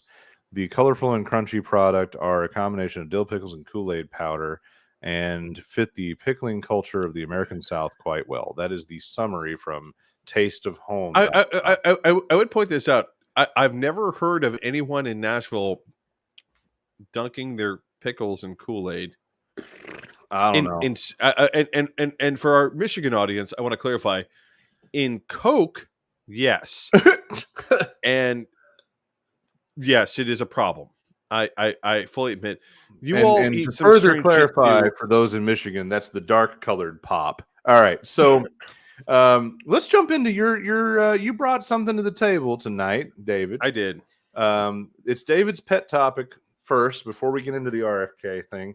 And I think you're onto something here, but I want to turn it over to your dissertation on this issue. So I didn't ask Lucas to put up maps or anything, because I felt like that would be boring to you all, and I don't give a shit. Neither do you, honestly. But like, take for instance Tennessee. Tennessee has 97 fucking counties. 97. That's 9 counties. and 7. 97 Especially counties. when you consider some of them are the size of like a mouse, like Trousdale. Yeah, I mean they're not big counties. What prompted this was apparently a 95, by the way. You keep getting that wrong. Like Is it all 95? the fucking time you get it wrong. And Michigan has, to be fair, 83, but it's a big ass state. Yeah, geographically larger than us. It's like 2 Tennessees turned up on end with another one like totally detached. It's like another third of us. Another, in terms of land area. But anyway, it's silly and stupid. But the thing is, it was designed this way. And just like we argue about the Senate, right, being inherently against popular democracy, right? By the way, real quick for the record, Tennessee, 42,000 square miles. Michigan, 96,000 square miles. Even I didn't think it was going to be that big of a difference. I didn't think it was going to be that big either. Fucking hell. Fucking Youpers, man. Fucking Youpers. We both went the same place. Anyway. But now it creates an environment, and clarify. Let me roll back real fast. So what prompted this was someone wanted to make a bitch about Oklahoma having a county problem with all of its counties, right? I'm like, why does it seem that northern states or liberal states have smaller counties, or rather larger counties, or with more people, and conservative states seem to have all these smaller counties with a lot more people, right? Or not less people and more people in some of them. It's these subdivisions, right? It's this constant like dividing of land to create political divisions. And honestly, I as a Nashvilleian am full on guilty of this. Like I live in Davidson County, right? And I definitely look at people in arguably not that far distant places as somewhat foreign, right? Franklin, Tennessee is not that far from me, and actually it's closer to me than it is to downtown Nashville, but it's in a different county, right? So I look at that place as somewhat foreign in its own way, and it has its own political culture, which is completely unmarried to the larger population, which is right next to it. Right? It makes no sense. We have a population center and a population center, and in their own way, they're pitted against one another. In Oklahoma, this was the point of the post that I was kind of interested in, was we had two counties fighting over something, and they're both the size of small towns. Right, so you go out and you think about it. You go out to places like Sevier County, Tennessee, which has maybe max population 50,000 people. Lucas, go look it up. Since you're in the mode of looking things up, go look up how many people live in Sevier County. Okay, cool. Now that I'm back, I had to get more water because this high alc beer I need to balance. Stop your sissy bitching and look up Sevier County. Population 99,000. 99,000 people in Sevier County, as opposed to 1 million people in Davidson County. How many people in Unicoi County? Well, to be fair, Davidson County is 703. You're taking the greater Nashville number. Yeah, fine. How many people in Unicoi County? Who? You know what? Unicoi. Unicoi. Oh, there it is. Sorry. 17. Yeah. 17,000. 17,000 people in Unicoi County. I don't even know where the fuck that is.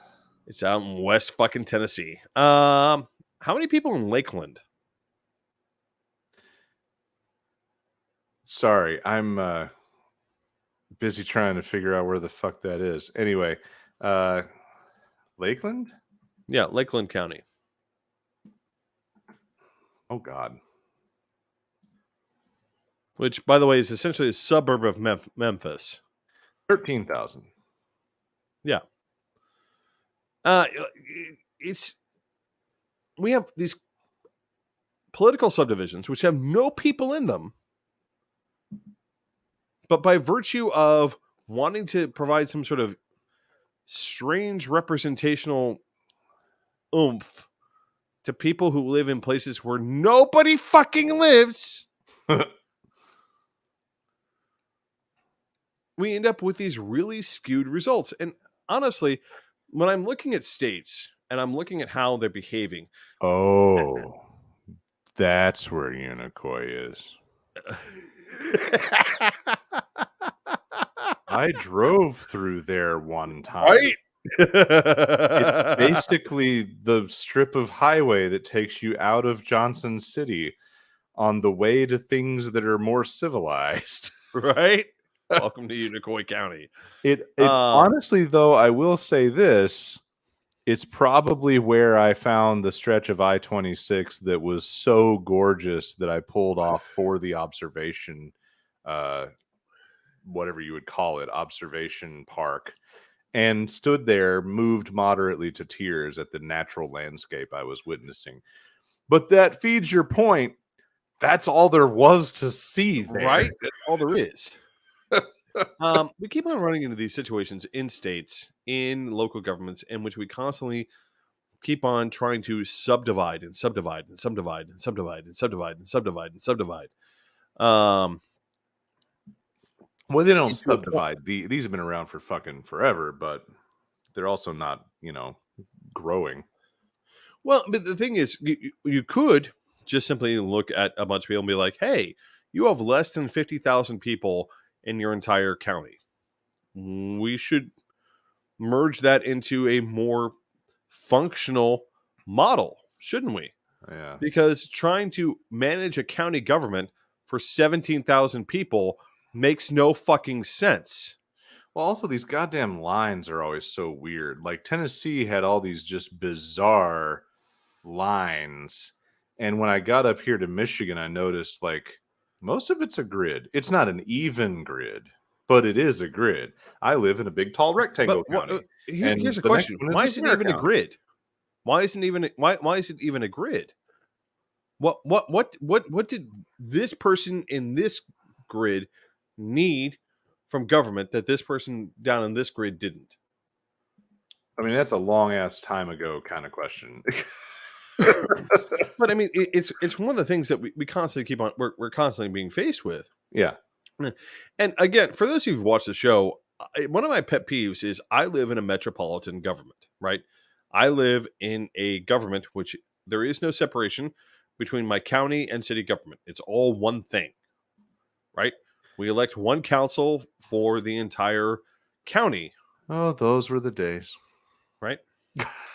And it makes really good sense, right? Olivia Or more in square Maine, mileage. bigger counties. Yeah, that's not surprising. Only 16 counties across 35,000 square miles. And it's true. That tracks. And Maine one looks of the bigger things than that. That's interesting that it's not any bigger than that. It looks larger than that. I guess it's part of our distorted white people maps. Yeah, exactly. Well, one of the things that we keep on trying to look towards is why do state governments keep on leaning more conservative than their populations? Why do we keep on having these situations in which state governments keep on proposing radically stupid things with seemingly no consequence?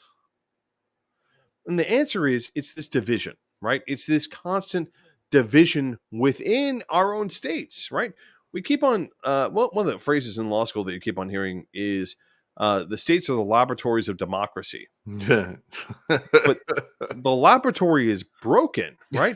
Because the laboratory is on fire. Well, and one of the issues that I have there is are rats running around with Ninja Turtles. Right? It is not And one ooze. like once you bore down to the state, it isn't one laboratory. It's, in the case of Tennessee, 95 different laboratories, none of which talk to each other. Well, and I forget. Well,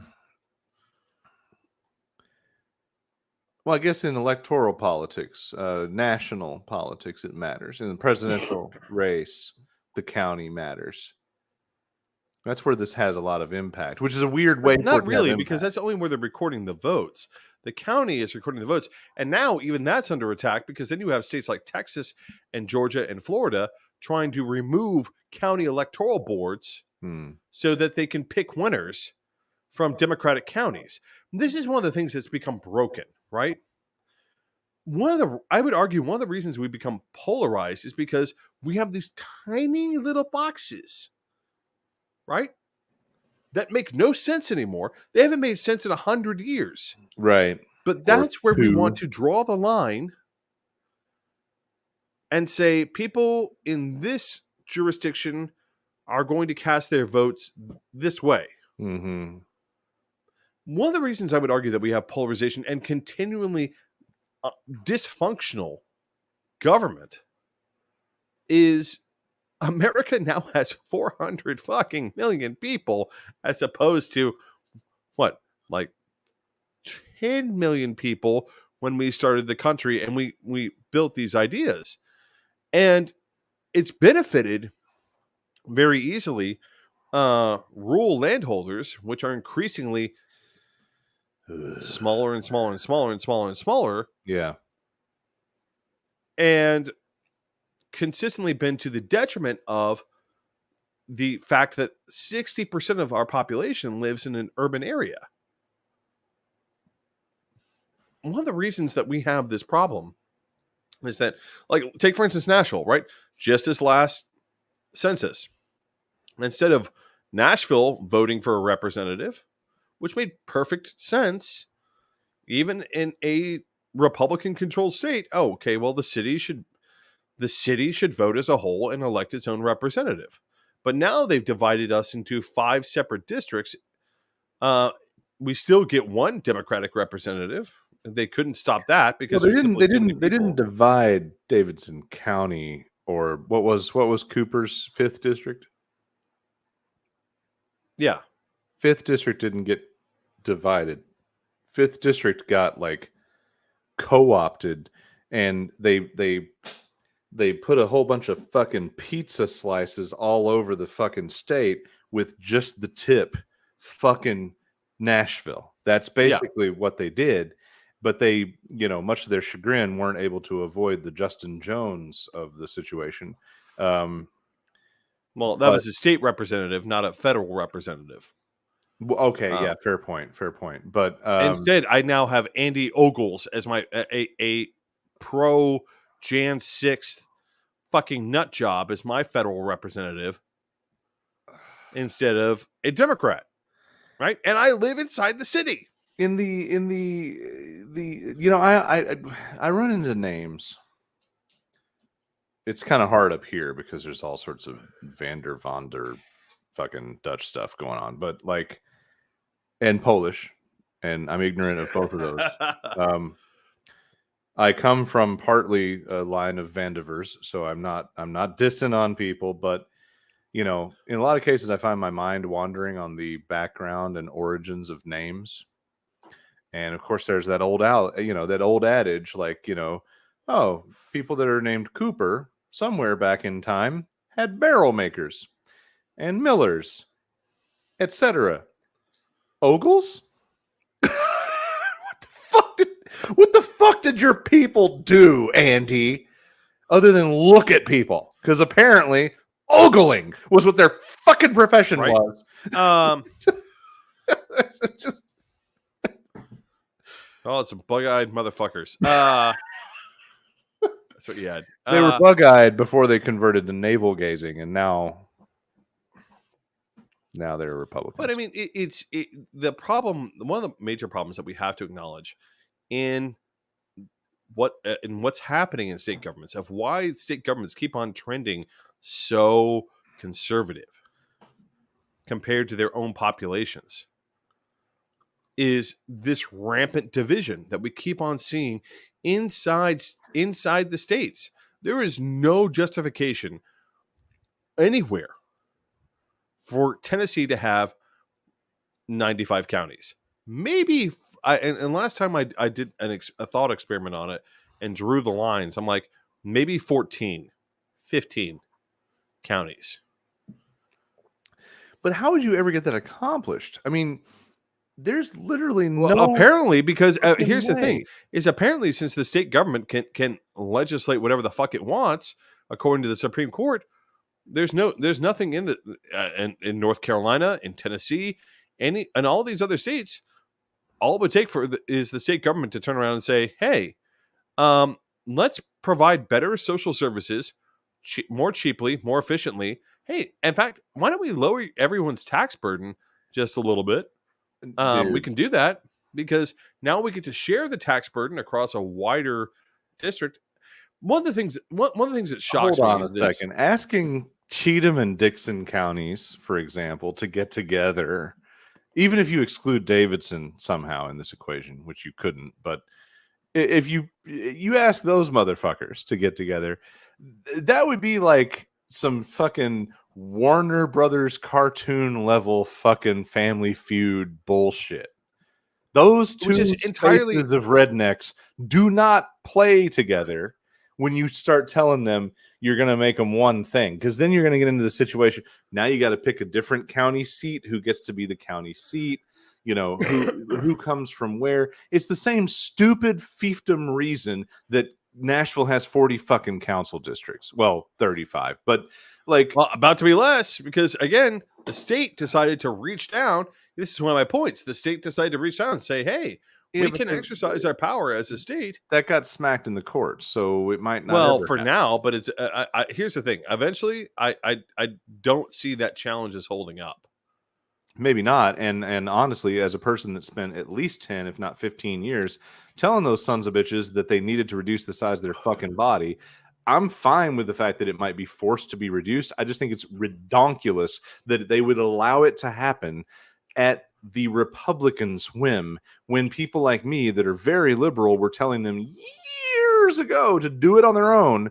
Now they don't get to do it on their terms if they end up in the shitter on this one. And Well, fuck here's the thing. Even if they they had didn't done, fucking listen to anybody that had any better ideas. So fuck them. Lucas, you have to understand. Even if they had done it on their terms, the entire purpose of the act is punitive, not reformatory. Well, absolutely. Yeah, But so doing it it on wouldn't their matter own if terms they would had have been cut down. reforming. If they had cut down the council to 20 members, they would have tried to find a way to cut it down to 10. Well, okay, that might be sort of fair, even though you could start to make some egregious overstepping arguments when you get into the realm of normal governments, that don't have an oversized, ridiculous amount of fucking members. Oh, so I'm about to drink this, but I want to show everyone the label because it's really fucking cool. It has two different sides. Astronaut? Beer hates astronauts? Yes. Well, you can't really do beer in space for 1,000 reasons. But no, like it has like... Oh God, you can't do beer in space. I'm glad I'll be dead before we're doing that shit. Beer hate. Oh, cool. Right? It's just a really Whose beer is that? What is that beer? Half Acre. Oh, Half Acre. Okay, yeah. Yeah, I saw this. Speaking of Memphis, isn't that Memphis? No, it is Chicago. What? Yes. How did I get that wrong? Like that? How did I get that far into wrong? You're right, Chicago. But I mean, like the level of detail on the can is that's why. Okay, I was traveling and I remember I'm going to be in Chicago probably next Friday. The level of this is Three Floyd's level, like fucking. I'm going to look them up when I'm in Chicago in a week. I mean, this is just really fucking cool art. I knew they were going to be out of this before. And again, for those of you who don't know my beer selection process or what I bring on the show, one of the things that is a detriment of going to Reds is that I'm constantly assaulted with like 50 different beers that I want to put on the show and can't because there's just too much stuff to put on. So, but I had to show you that artwork because it's just absolutely fucking phenomenal. Might be able to reasonably check out Half Acre when I'm in Chicago, assuming that I do this Chicago thing next weekend. I might reasonably be able to get there. I'm staying downtown. It's a little ways up north of downtown. It could be reasonable, but I can buy it in Chicago, so I can probably locate it and bring some. Just like the level of artwork that's involved in this is like this guy has like Captain America like armor on and a blue hat, and then somehow his arm is on fire and he's holding a taco. And then on the other side, you have like an angry cat wearing a pumpkin crown and holding a lot of cheeseburgers. If I do this trip surrounded by cheeseburgers, I don't understand what the hell is going on there. If I do this trip, David, we should coordinate like what Half Acre you can get, like we did with Monday night. What Half Acre can you get? What Half Acre can I get? Given it's Reds, I have no idea what I'll be able to get from them. That's a good point. I saw this and I'm like, this is such amazing artwork. I could probably get Half Acre here, honestly. All right, take us home on the wrecking local government because we're doing the thing I didn't want to do and running long of wrecking local government. Listen, guys, even though I may dislike Franklin as a thing, there's a lot of reasons why. But here's the thing. It makes no sense that their government, their local government and my local government, considering the amount of traffic that goes between them, the amount of business that goes between them, it makes no sense why those two shouldn't be under one government. It makes no sense why Memphis is a city government and it is surrounded by communities, which also share its school district, Shelby County. and yet is not under one government. Yeah. Um, You've got kind of a point. I could see it. I don't see how any of it would ever get resolved because it would be so ridiculous. There's only there does have to start to be a sea nobody change in government lacks nobody on the right or the left in any form of government in pretty much any state of the union has the balls necessary to do the Lucas method, which is to say, this is what we're going to do. You're going to like it. Fuck you. And no, I don't care about my next term. Tennessee obviously does, because Tennessee keeps on fucking us over. Nope, they would not. They would not. They would bend as soon as 2 or 3 tobacco farmer fuckers show up and start arguing about whose county should have the county seat. These assholes, there'd be some fucking literal horse trading, maybe mules, I don't know, and then there'd be all sorts of bullshit, and it would all come out. But fucked. I mean, at the end of the day, though, isn't that how Metro happened? That's Trousdale. Trousdale has a metropolitan government. What? Yeah. Trousdale County is a metro? Yes. I am astonished.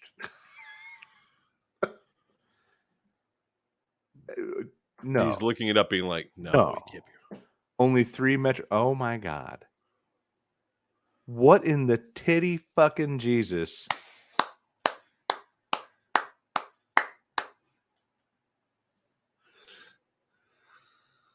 I am astonished that is the 3rd metro in Nashville. Or in Tennessee, you mean? Or Tennessee, yeah, right. No. Sorry, that's the beer talking. The entire state is Nashville. This is true, but yeah. So wait, I'm trying to remember what the second Memphis. No, Memphis is not a metropolitan areas. What is the metro? Hold on, metro. Trousdale has a metropolitan government. That's like mind fucking blowing. So Trousdale, Davidson, and what's the 3rd one? It's probably Hamilton. No, it can't be. Now I'm like dead set on figuring it out, though.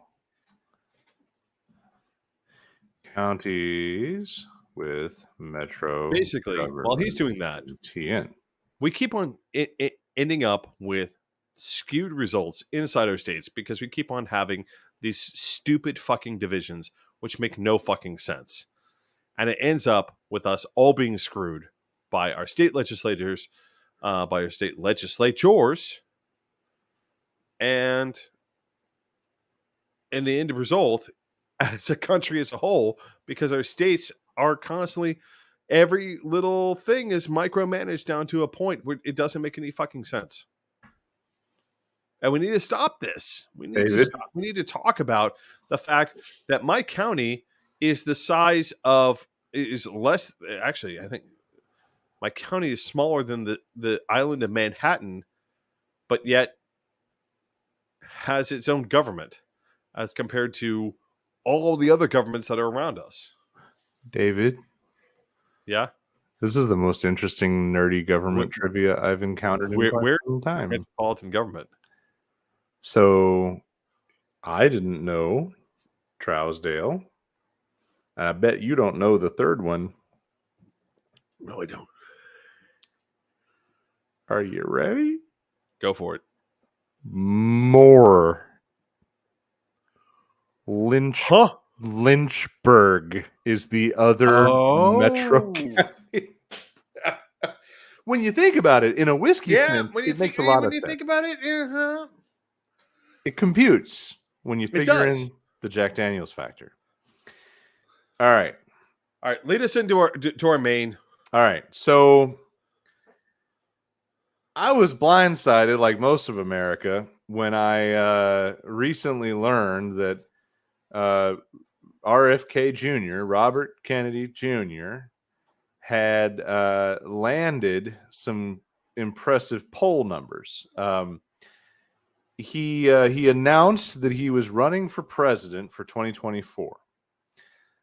Just to give you a quick rundown, I'm totally cheat sheeting off of People magazine. 69-year-old nephew of late President JFK, which I don't understand why they put that first, because his father Bobby Kennedy is plenty fucking notable on his own. They could have just said son of Bobby Kennedy. Done.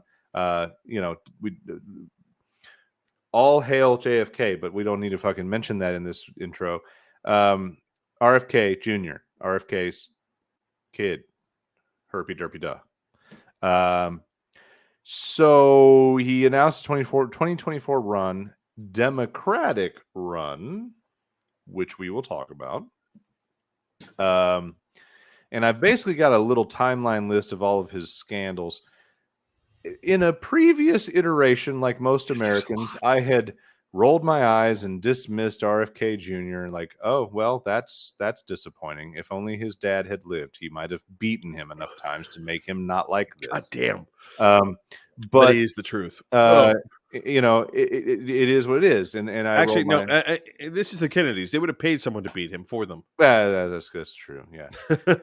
Or just a nun in a school somewhere. So, like it was like to date until this week or last week, it was like, whatever. He exists. He's fallen far from the tree. Wait, what are his poll numbers right now? Like in the 10s? Apparently the poll that like really fucked with everybody. So I was reading Inside with Jen Psaki's blog. Yep. Recent poll numbers showing RFK Jr. and anti-vaccine activists garnering 14% of in the 10s. That's what I thought it would be. Voters. And she talks about whether that's a real problem or not, and we'll get into that. But I like it was such a blindside to me, and I think I'm not alone. I think a lot of Americans are like, "Wait, what?" And the thing that strikes me is there's a space in which you could look at him and go, I mean, yep. But then there's this other shit where you're like, oh, that gets you thrown off the field. You're out of the game. And what's really fucking nuts is that I no longer say anything's impossible in America because Trump. So let's run down in the quickest way possible for those that don't understand. Of course, if you don't understand who RFK was, either your school sucks, you're too young, or you're an idiot. But probably some combination of the three. Yeah. So RFK, along with his brother JFK, were the greatest hopes for America that got assassinated. I often wonder sometimes about the alt timeline fiction we could write in a world where they had both lived, because there would have been so many different things. There would have been, probably no Reagan, probably no Carter, probably no Obama. Not that those people wouldn't have lived, but they wouldn't have been the same people. And no, I want to point out, honestly, if JFK had lived, I don't feel like RFK would have been the same sort of thing. Yeah, you're probably right about that. So there's definitely a piece of this that's not his fault necessarily. We can make jokes, but his fucking dad was killed. Like, there's a lot that changes. And he was likely going to be the Democratic nominee that year for president. Yeah. And so there's a lot of things that are beyond his control. And there's some stuff that you're like, why would any objective, rational adult do or say this thing? So I'm going to run down the scandal timeline because it's the easiest way to frame this. But just understanding that he's the son of the assassinated RFK. 2015. Sorry, September 22, 2015. I'm not going to do the fucking dates, just the year.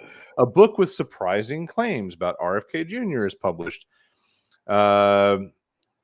Dark Side of the Dream claimed RFK was a serial cheater. I look at this and I'm like, he's a Kennedy. Yeah. Like, wait a minute.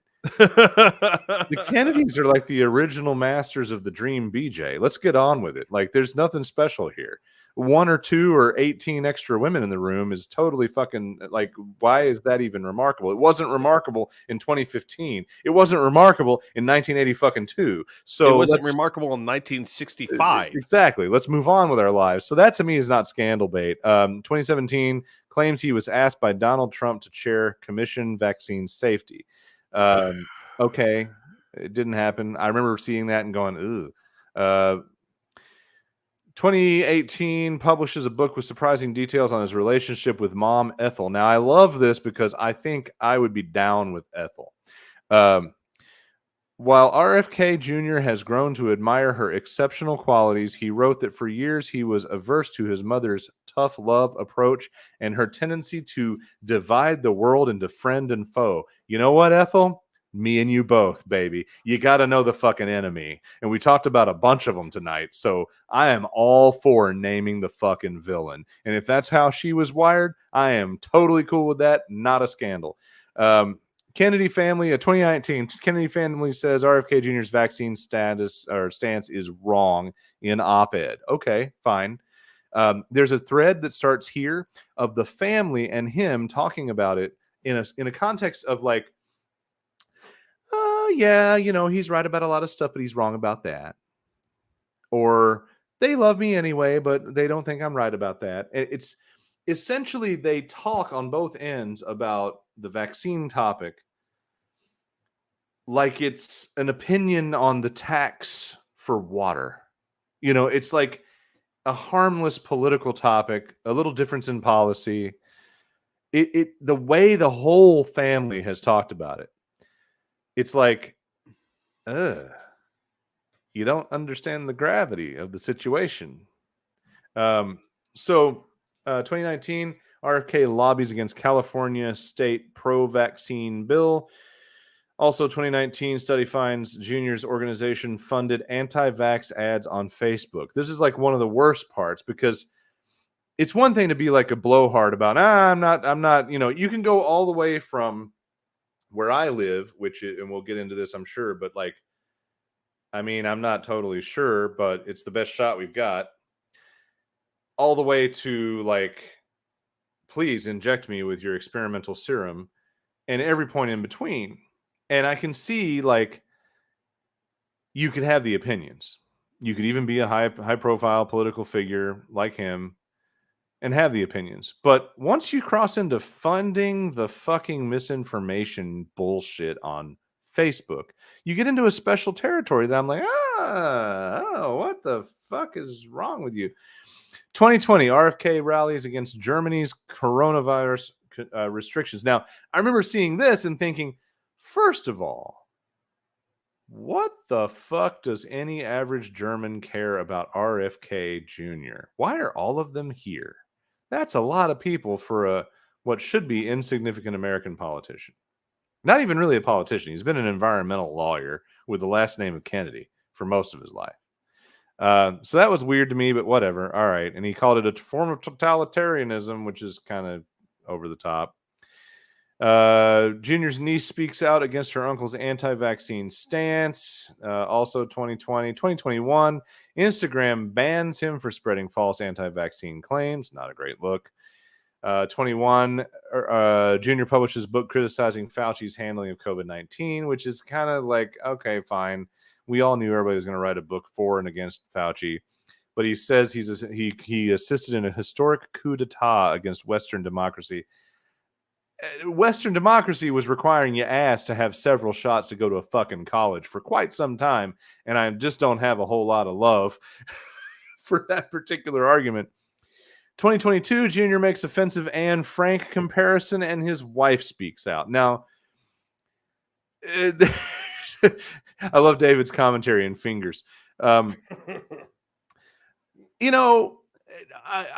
see what he was going for here. Even in Hitler's Germany, you could cross the Alps to Switzerland. You could hide in an attic like Anne Frank did.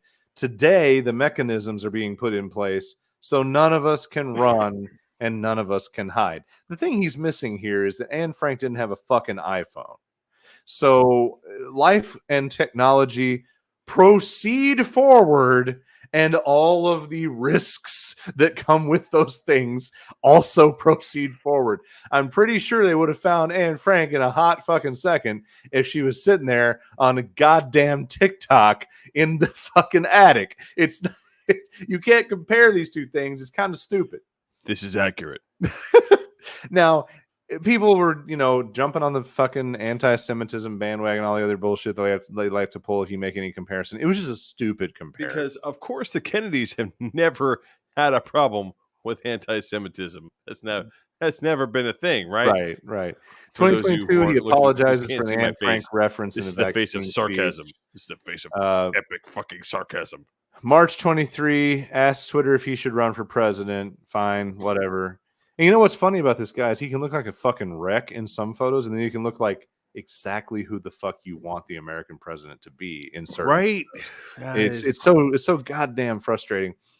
April 2023 declares his U.S. presidency candidacy. Also, April, Kerry Kennedy speaks out against Bobby's presidential bid. Does not approve of his harmful views. And Kerry is his younger sister. 2023 April, Cheryl Hines states she's in support of husband Jr.'s decision to run for president. Of course, I mean, you're not going to pull that. I want to point out at this point, I think we've firmly established the fact that RFK is that guy from Succession, or not Succession, right? Which one? Oh, yes, he is. Yes, he is. Yes, he is. And now the lights go on in Lucas's head, and he's like, "Oh, yes." Maybe Connor. You're thinking of Connor, right? Yeah, the oldest one, the one that was captain of the Enterprise B, and also Ferris Bueller's best bud. So maybe kind of, but he's got more support. Well, no, because if you keep on hitting the boards enough, and there's nothing there to stop you. Yeah. Okay. All right. So RFK Jr. acknowledges that some of his family members plain disagree with his views. My whole family, including myself, have long personal relationships with President Biden. Many of them just plain disagree with me on issues like censorship and war and public health. Well, here's the thing. We can probably all somewhat get behind the censorship and war part. It's the public health part that really is kind of the wacky part. And so that's the real thing. So Jen Psaki said very astutely in her blog, right now there's a romance with RFK Jr. because he's a Kennedy, and because a lot of people haven't looked at what his true impressions are, and they haven't made it around to the wacky anti-vax thing. Can I? That's her theory, and that these 14% poll numbers would fall right the fuck off a cliff once people learn more, which is highly likely. But you jump in, or you looked like you wanted to jump in. If you're not jumping in, that's cool. But jump in. I kind of want to jump in because here's the thing that I find about RFK, and it's one of the reasons why when we were talking about because we've played around with talking about RFK for about 2 weeks, 3 weeks. We toss this around a little bit. One of the things that strikes me about him is this. I say this as a leftist, right? I am generally, I want more regulation on corporations. I definitely want pharmaceutical corporations to have to change how they do business a bunch, right? I can be in favor of all those things. And the thing is, if I am a single issue voter, right? If I'm only focused on corporate governance and pharmaceuticals, right? I can see myself getting all sorts of fucking full mast, hard on, yeah, RFK, let's do this shit. The problem is, of course, that there's a lot of other shit that's involved in governing. And the thing that I feel like RFK draws on is that there is this portion of us leftists who are so angry at corporate America, so angry at pharmaceutical corporations, so angry at Wall Street, so angry that they're not offering genuine solutions. They're just offering rage. right? Right. And this is one of the problems that we run into. And if you look at why the right is floundering so hard, is because the right only offers you rage. I fucking hate this thing. I fucking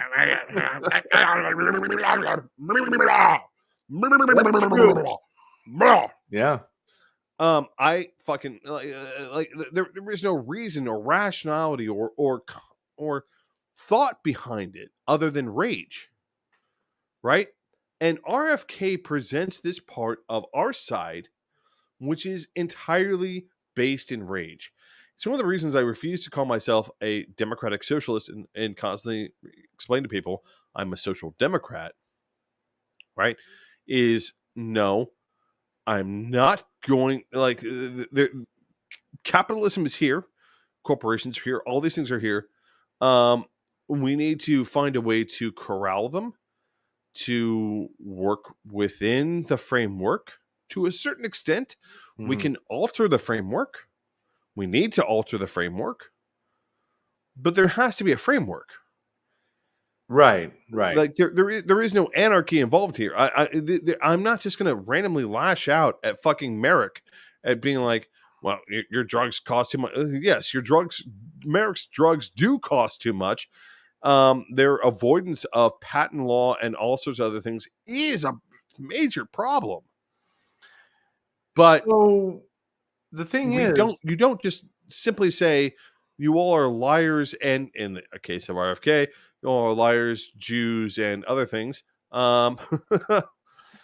I mean, you don't just go off on this tangent of bigotry and hatred. You try and say, okay, you all have patents. I am the United States motherfucking government. right. I insure your patent. I have leverage on you, drug maker, about what you get paid because I'm the one who decides whether or not you have exclusive rights to do that. Because What you're I, describing is balls. And we have a yeah, right. severe lack of that, especially on the left. So here's the But thing I mean, about RFK takes it to a point of just rage, right? here's what I can tell you so far in all the reading I did a bunch of research. Like David said, we've been kicking this around because he came into the news cycle a couple weeks ago, and we were like, we gotta eventually talk about him. When do we talk about him? And there were much more pressing things in front of us, but this week was like perfect. Like, all right, yeah, we're tired of this other bullshit we talk about all the time. Let's talk about him. So I did the reading. I had about 4 different resources I pulled up over the last week and did the reading to kind of dive into this and see, what's up with all this. And here's what I can tell you. I don't, and I want to talk about this next. And as we lead into getting out of the show, I want to talk about the mechanics of the process. But assuming he's in the primary, Democratic primary, here's what I can tell you. I think I'm going to vote for RFK. Now, there are 2 universes. Universe number 1, he never went on the anti-vax weird tangent. And it would be the same as voting for Bernie for me. Universe number 2, he went on the weird anti-vax tangent, and I'm totally fucking trolling the Democratic Party at this point. And here's the reason for this. And here's the thing I hope that most people would take away. I am very concerned of his spoiler effect. I am concerned of his capability to potentially roll off into an independent candidate and fuck us and become the Nader of our era with Trump. And you hold that explanation on why that's stupid and wouldn't work. Because there's also a scenario where Trump gets shafted out of the nomination process duly because he's a nut. And then the United States of America has a 4-way race in an already flawed first past the post system. And actually, David, I don't know what happens in a 4-way race when it comes to the Electoral College. We've already done that before a lot. I'm not comfortable letting the Supreme Court pick a winner out of 4 people. It's actually the House of Representatives. Oh, sorry. You're right. I'm still not comfortable because look at him. Any way you cut it, the presence of RFK, if persistent, is a red carpet rolling out for Trump, and I don't like that. Here's the thing. I don't think RFK is actually going to get any traction, mostly because he's a nutter. Let's just all acknowledge this real fast. Well, real quick, though, technical question. How does that even work? Have we ever seen someone say, "Oh, cool, that's great news, incumbent Democratic president. It's nice that you're running again, but I'm gonna run too. Fuck you." Yes. Can't the party just shut him down? I mean, no. I mean, okay. So here's the thing. It depends on how many signatures you get to the to be on the ballot, right? So RFK. So the way the two, and yes, I will go harp on this again real fast because today it annoys me. The two coalition system, God, it annoys me right now. But yes, in the midst of this debt crisis, the two coalition system is still a thing, but they, as far as states are concerned, right? I have X number of people who signed up and said, yes, I would like to put that person on the ballot. So RFK has to show up at enough places. Ross Perot did this back in the 90s, granted. He actually won a few electoral votes back in the 90s. Yeah. Without the internet. I would argue that it was because there was no internet, slightly. But anyway, back to the point, because God knows, Ross Perot as president was a little bit. It's not going to end well. Anyway, back to the point. He has to get enough vote. He has to get enough signatures in those states to be put on the ballot.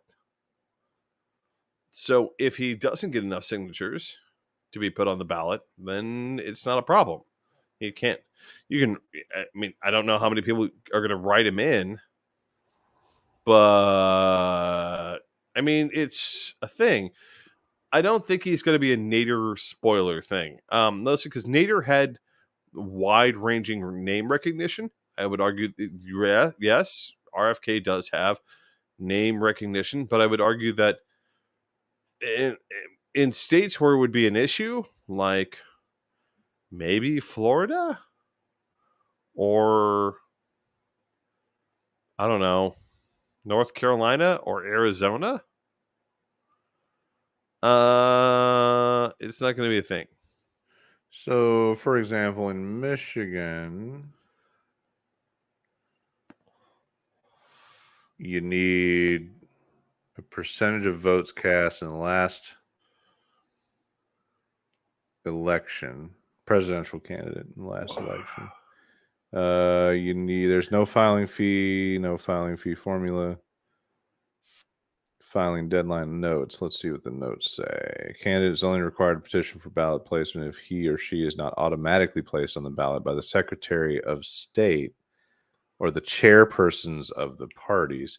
See, this is the kind of shit that always gets me that bad taste in my mouth. That fucking shit. Oh, you got to go do the work and get the petition signed, unless the chair is sucking your dick, and then they can just put you on. I hate that that's shit. That's one of the things that I pointed out. I'm like, hey, two coalition system versus. Yeah, I fucking hate that. I can't stand that shit. You should all have to get the fucking signatures. Fuck you.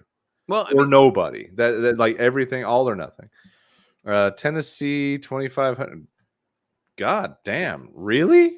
No wonder Tennessee is always full of fucking nutters. Yep, it's a fixed number. You only have to have 2,500 signatures on the presidential. Jesus fuck. Yep. And you have to pay $2,500. Yep. No, wait, that's Texas. Sorry, my eye slipped to a different line. No fee. Okay. And the Secretary of State can also place candidate names directly on the ballot. That fucking bullshit. Fuck that. That's fucking stupid. Yeah. Trey Hargett placing fucking what the fuck.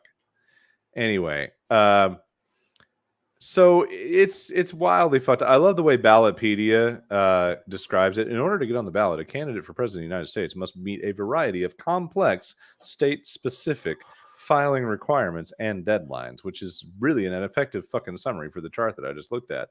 Yeah. So here's the deal. Like, if it weren't for the anti-vax stuff, I could be enthusiastically into him, like I was with Bernie. The thing is, you have to look at why he's anti-vax.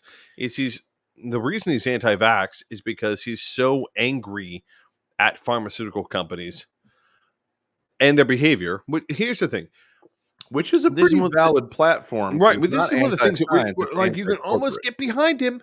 You can almost get behind him and be like, the reason I'm anti-vax is because I'm so angry at pharmaceutical companies. And that's a valid point. Yeah. But the response isn't, I go blow up the factory that makes amoxicillin, man. Like that isn't what your response is. Your response is, hey, I have to pass laws. I mean, the RFK represents this species of leftism that I get angry at, and it's this hopelessness, right? It's that the system is irrevocably corrupted. There is no hope. There is only anarchy, right? There is only the destruction of all things, which is what RFK represents, and I can understand that very explicitly. I can understand it, but the thing is, in understanding it, I can also look at them and be like, this is a bad idea. This is a wretchedly fucking bad idea. Let me ask you a question. Go for it. I don't know how much you got to research him and all this shit, or how much you paid attention. David tends to, at a baseline, pay attention to a lot more minutia on a daily basis than any normal, rational American has the time or energy to do. This is entirely possible that you know the answer to this, but I looked for this answer earlier when I was researching for this discussion. I tried every which way to Google search, what the fuck is RFK's brilliant fucking solution for COVID? And I couldn't find anything. Like, one of my big things for me, when I go argue about policy, civics, politics, I have a better idea. If I come and tell you in the city, the state, whatever, this is fucking stupid, you're a fucking unimaginative idiot, because here's my better idea. I don't just go say, this sucks, and then I stop talking. That's goddamn the entire point of RFK's what is his counter? Like, what was his plan? If President RFK fucking Jr. had been sitting there when COVID landed on us instead of President Trump, what was his brilliant fucking solution to COVID? Let him die. I don't know that there's not a nihilistic part of me that doesn't agree with that, but surely there's something deeper than that. No, there really isn't, because his position is that he's, and justifiably, angry at pharmaceutical companies for how they've behaved and how they treat Americans and how they work, and that's very valid. But at the end of the day, his position is, I'm so angry at them, I want to burn the world down. But in their assuming that the whole lab thing doesn't turn out to be like all the way true, it's not them that created this. It's nature trying to get rid of the parasite walking the earth, us. And oh no, we haven't gotten to the big dance. The big dance is always going to be the Nipah virus, and when the Nipah virus hits us, but the point being bad. The point being, generally speaking, the planet as an organism is fucking tired of our bullshit. And that's gonna be the Nipah virus. The Nipah attempting, virus, in every chance that it gets. When the planet is tired of us, it's going to be the Nipah virus. Just to clarify, for those of you who aren't familiar, I'm just going to give you a quick rundown. The Nipah virus is a wonderful little trick that Indonesian fruit bats developed to drive out all human beings from their fucking environment, which is if you come in contact with our shit, you'll be infected with a flu-like virus that is horribly deadly and terribly contagious, and it will kill you. It will kill you badly. And by the way, I can infect any fucking mammal with it. The only thing that's protected us thus far from this is that, well, relatively early on, we kind of figured out the whole, like, don't make the fruit bats move and don't make them shit places where we would rather not them shit Right. with the Nipah virus and then spread it. We've actually had outbreaks here in the U.S., which have been resulted from horses coming in contact with other biological products, which were shit on by Indonesian fruit bats. So what you're saying, David, is when the down in fruit bat Zion, when fruit bat Morpheus goes up on the ledge. Yeah, I'm going to make this very clear. We're going to go Contagion, for it. If any of you all have seen the movie Contagion, the guy who wrote Contagion wrote it assuming Nipah virus broke loose. Why? Because the bats popped up over pigs. The bats, of course, are not the most hygienic of animals. They just shit upside down on themselves. Anyone's always like, oh, cute little bat. I'm like, it's covered in shit. It's literally covered in its own fucking shit. Listen, I am more than happy to set up a bat house outside my house because I wanted to kill bugs. I do not want bats in my house. They carry rabies. They are awful. And they literally shit on themselves. But the entire movie Contagion, David's the new Batman villain. A bunch of fruit bats, behold, up over a bunch of pigs, of the kegger, and shitting on themselves, and the pigs eating the shit. Yeah, and then the pigs get sick with Nipah virus, which, by the way, that makes perfect fucking sense because pigs are really good. Pigs are really good at giving us disease. That's how we got influenza. Thank you very much. Are you saying porcine fuckers? Are you saying that every time you eat bacon, remember that you do it because they gave us fucking influenza? Are you saying my chances are better because I don't eat pork? Ironically, it makes no difference. Oh well, fuck you. I honestly, at this point, I feel like the eating of bacon is revenge for fucking influenza. Why do we kill and eat you because you gave us influenza? Fuck you. For me, since we're stuck with this whole like Biden Trump the sequel fucking trash show. Oh, it's going to be epic. I would never fuck over the national vote in November with any kind of idealism. I'm too much of an understander of the system. I would by all means send a message of protest to the Democratic Party. Honestly, I'm going to be amazed if Trump even wins Kansas. There is a possibility that Trump is just fucked in the primary, and that would be glorious and beautiful and interesting. But he's going to cause as much chaos as he fucking can from point A to point B. You know, so to level with you on the vaccine thing, where I am, do I trust pharmaceutical companies? No. Do I trust the rush to production on our solution to COVID? Probably not. Do I have a little bit of faith in the fact that we were already kind of working on it for 10 years and most people are too stupid to understand that? Yeah. Do I wonder sometimes with my AFib if, you know, I can't help but notice the only thing that changed in my life was COVID / the vaccine. And also, you got older. Well, that too. But you know, a little part of me, you know, wonders like, huh. And as a parent, it was. I also want to point out, Lucas, didn't you have to call the ambulance that one time because you threw out your back and you couldn't move? Well, yeah. But that was then, and it's not. Well, it's actually better now. But like, yeah, I know it's better now. But I'm just saying, like, Lucas, were you in the best of health before you had the AFib? These existed before, so it's like, were you in the best of health?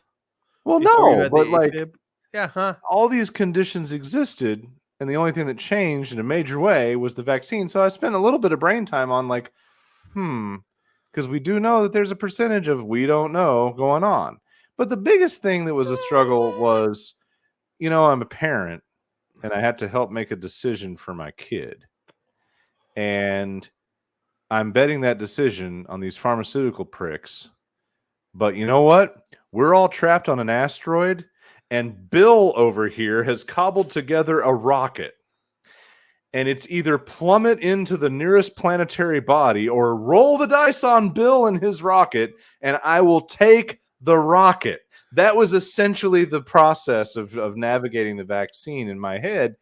And, I get what he's going for, but I feel like he could have leaned in so many ways that weren't vaccines. He's just so angry. Like his problem is EpiPens are plenty. You don't need the goddamn vaccine topic when you're going after pharmaceutical. EpiPens are the only bailiwick you gotta whack. Right. Well, no, and I would agree with that. And also, you could go like piss and mansions here at the same time, which honestly like appeals to me all day long. Yeah. But I mean, here's the thing, and we have to acknowledge this on the left. Rage motivates the right. Rage that has no basis in reality motivates the right. Right. RFK is our rage. And I really wish that we would take a step back and say, hey, listen, I get that you're pissed. I'm pissed. But running through the village with fucking, 12 gallons of gasoline strapped on your back to the porch is not the way to reform the village. Right. Well, which is why I see no interest personally in being actually harmful, but in the effort to give a finger to the DNC establishment that so often fucking pisses me off when I know it won't really matter, probably vote. You could always go vote for Marianne Williams.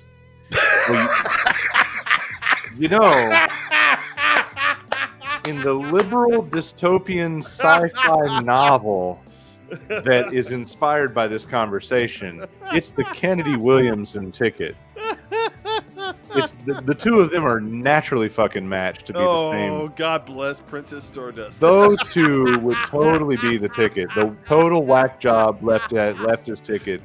It's those guys. Those guys all the way. With Secretary of State Bernie Sanders. No, Secretary of the Treasury Bernie Sanders. Anyway. You know what? I'm glad he's there. Wait, hold on. Good He's for still him. Kennedy. He's still going to appoint a chairman of Goldman Sachs as his Treasury Secretary. You know that, right? Probably. Right. All right. Well, like we say frequently, tell somebody about it. We do this shit for free. Obviously, we curse too much and say too many weird things to get sponsored. But it's a patriotic duty kind of deal. So tell a friend. Tell a buddy. Bring a friend. It's always nice to spend an evening a week talking with you folks and talking with our respective assholes. You asshole, me asshole. Now it's time for me to go watch Succession because I haven't gotten around to that yet. Oh God, I honestly, I'm in the same boat. One of my favorite shows ever. Looking forward to it. So we're gonna hop off here. I'm gonna bullshit with David for a few minutes, and then I'm gonna go watch and I'm gonna go eat a snack. So we're at the end of the show, and that means it's time to wish you out there a good night, Good evening, and good luck.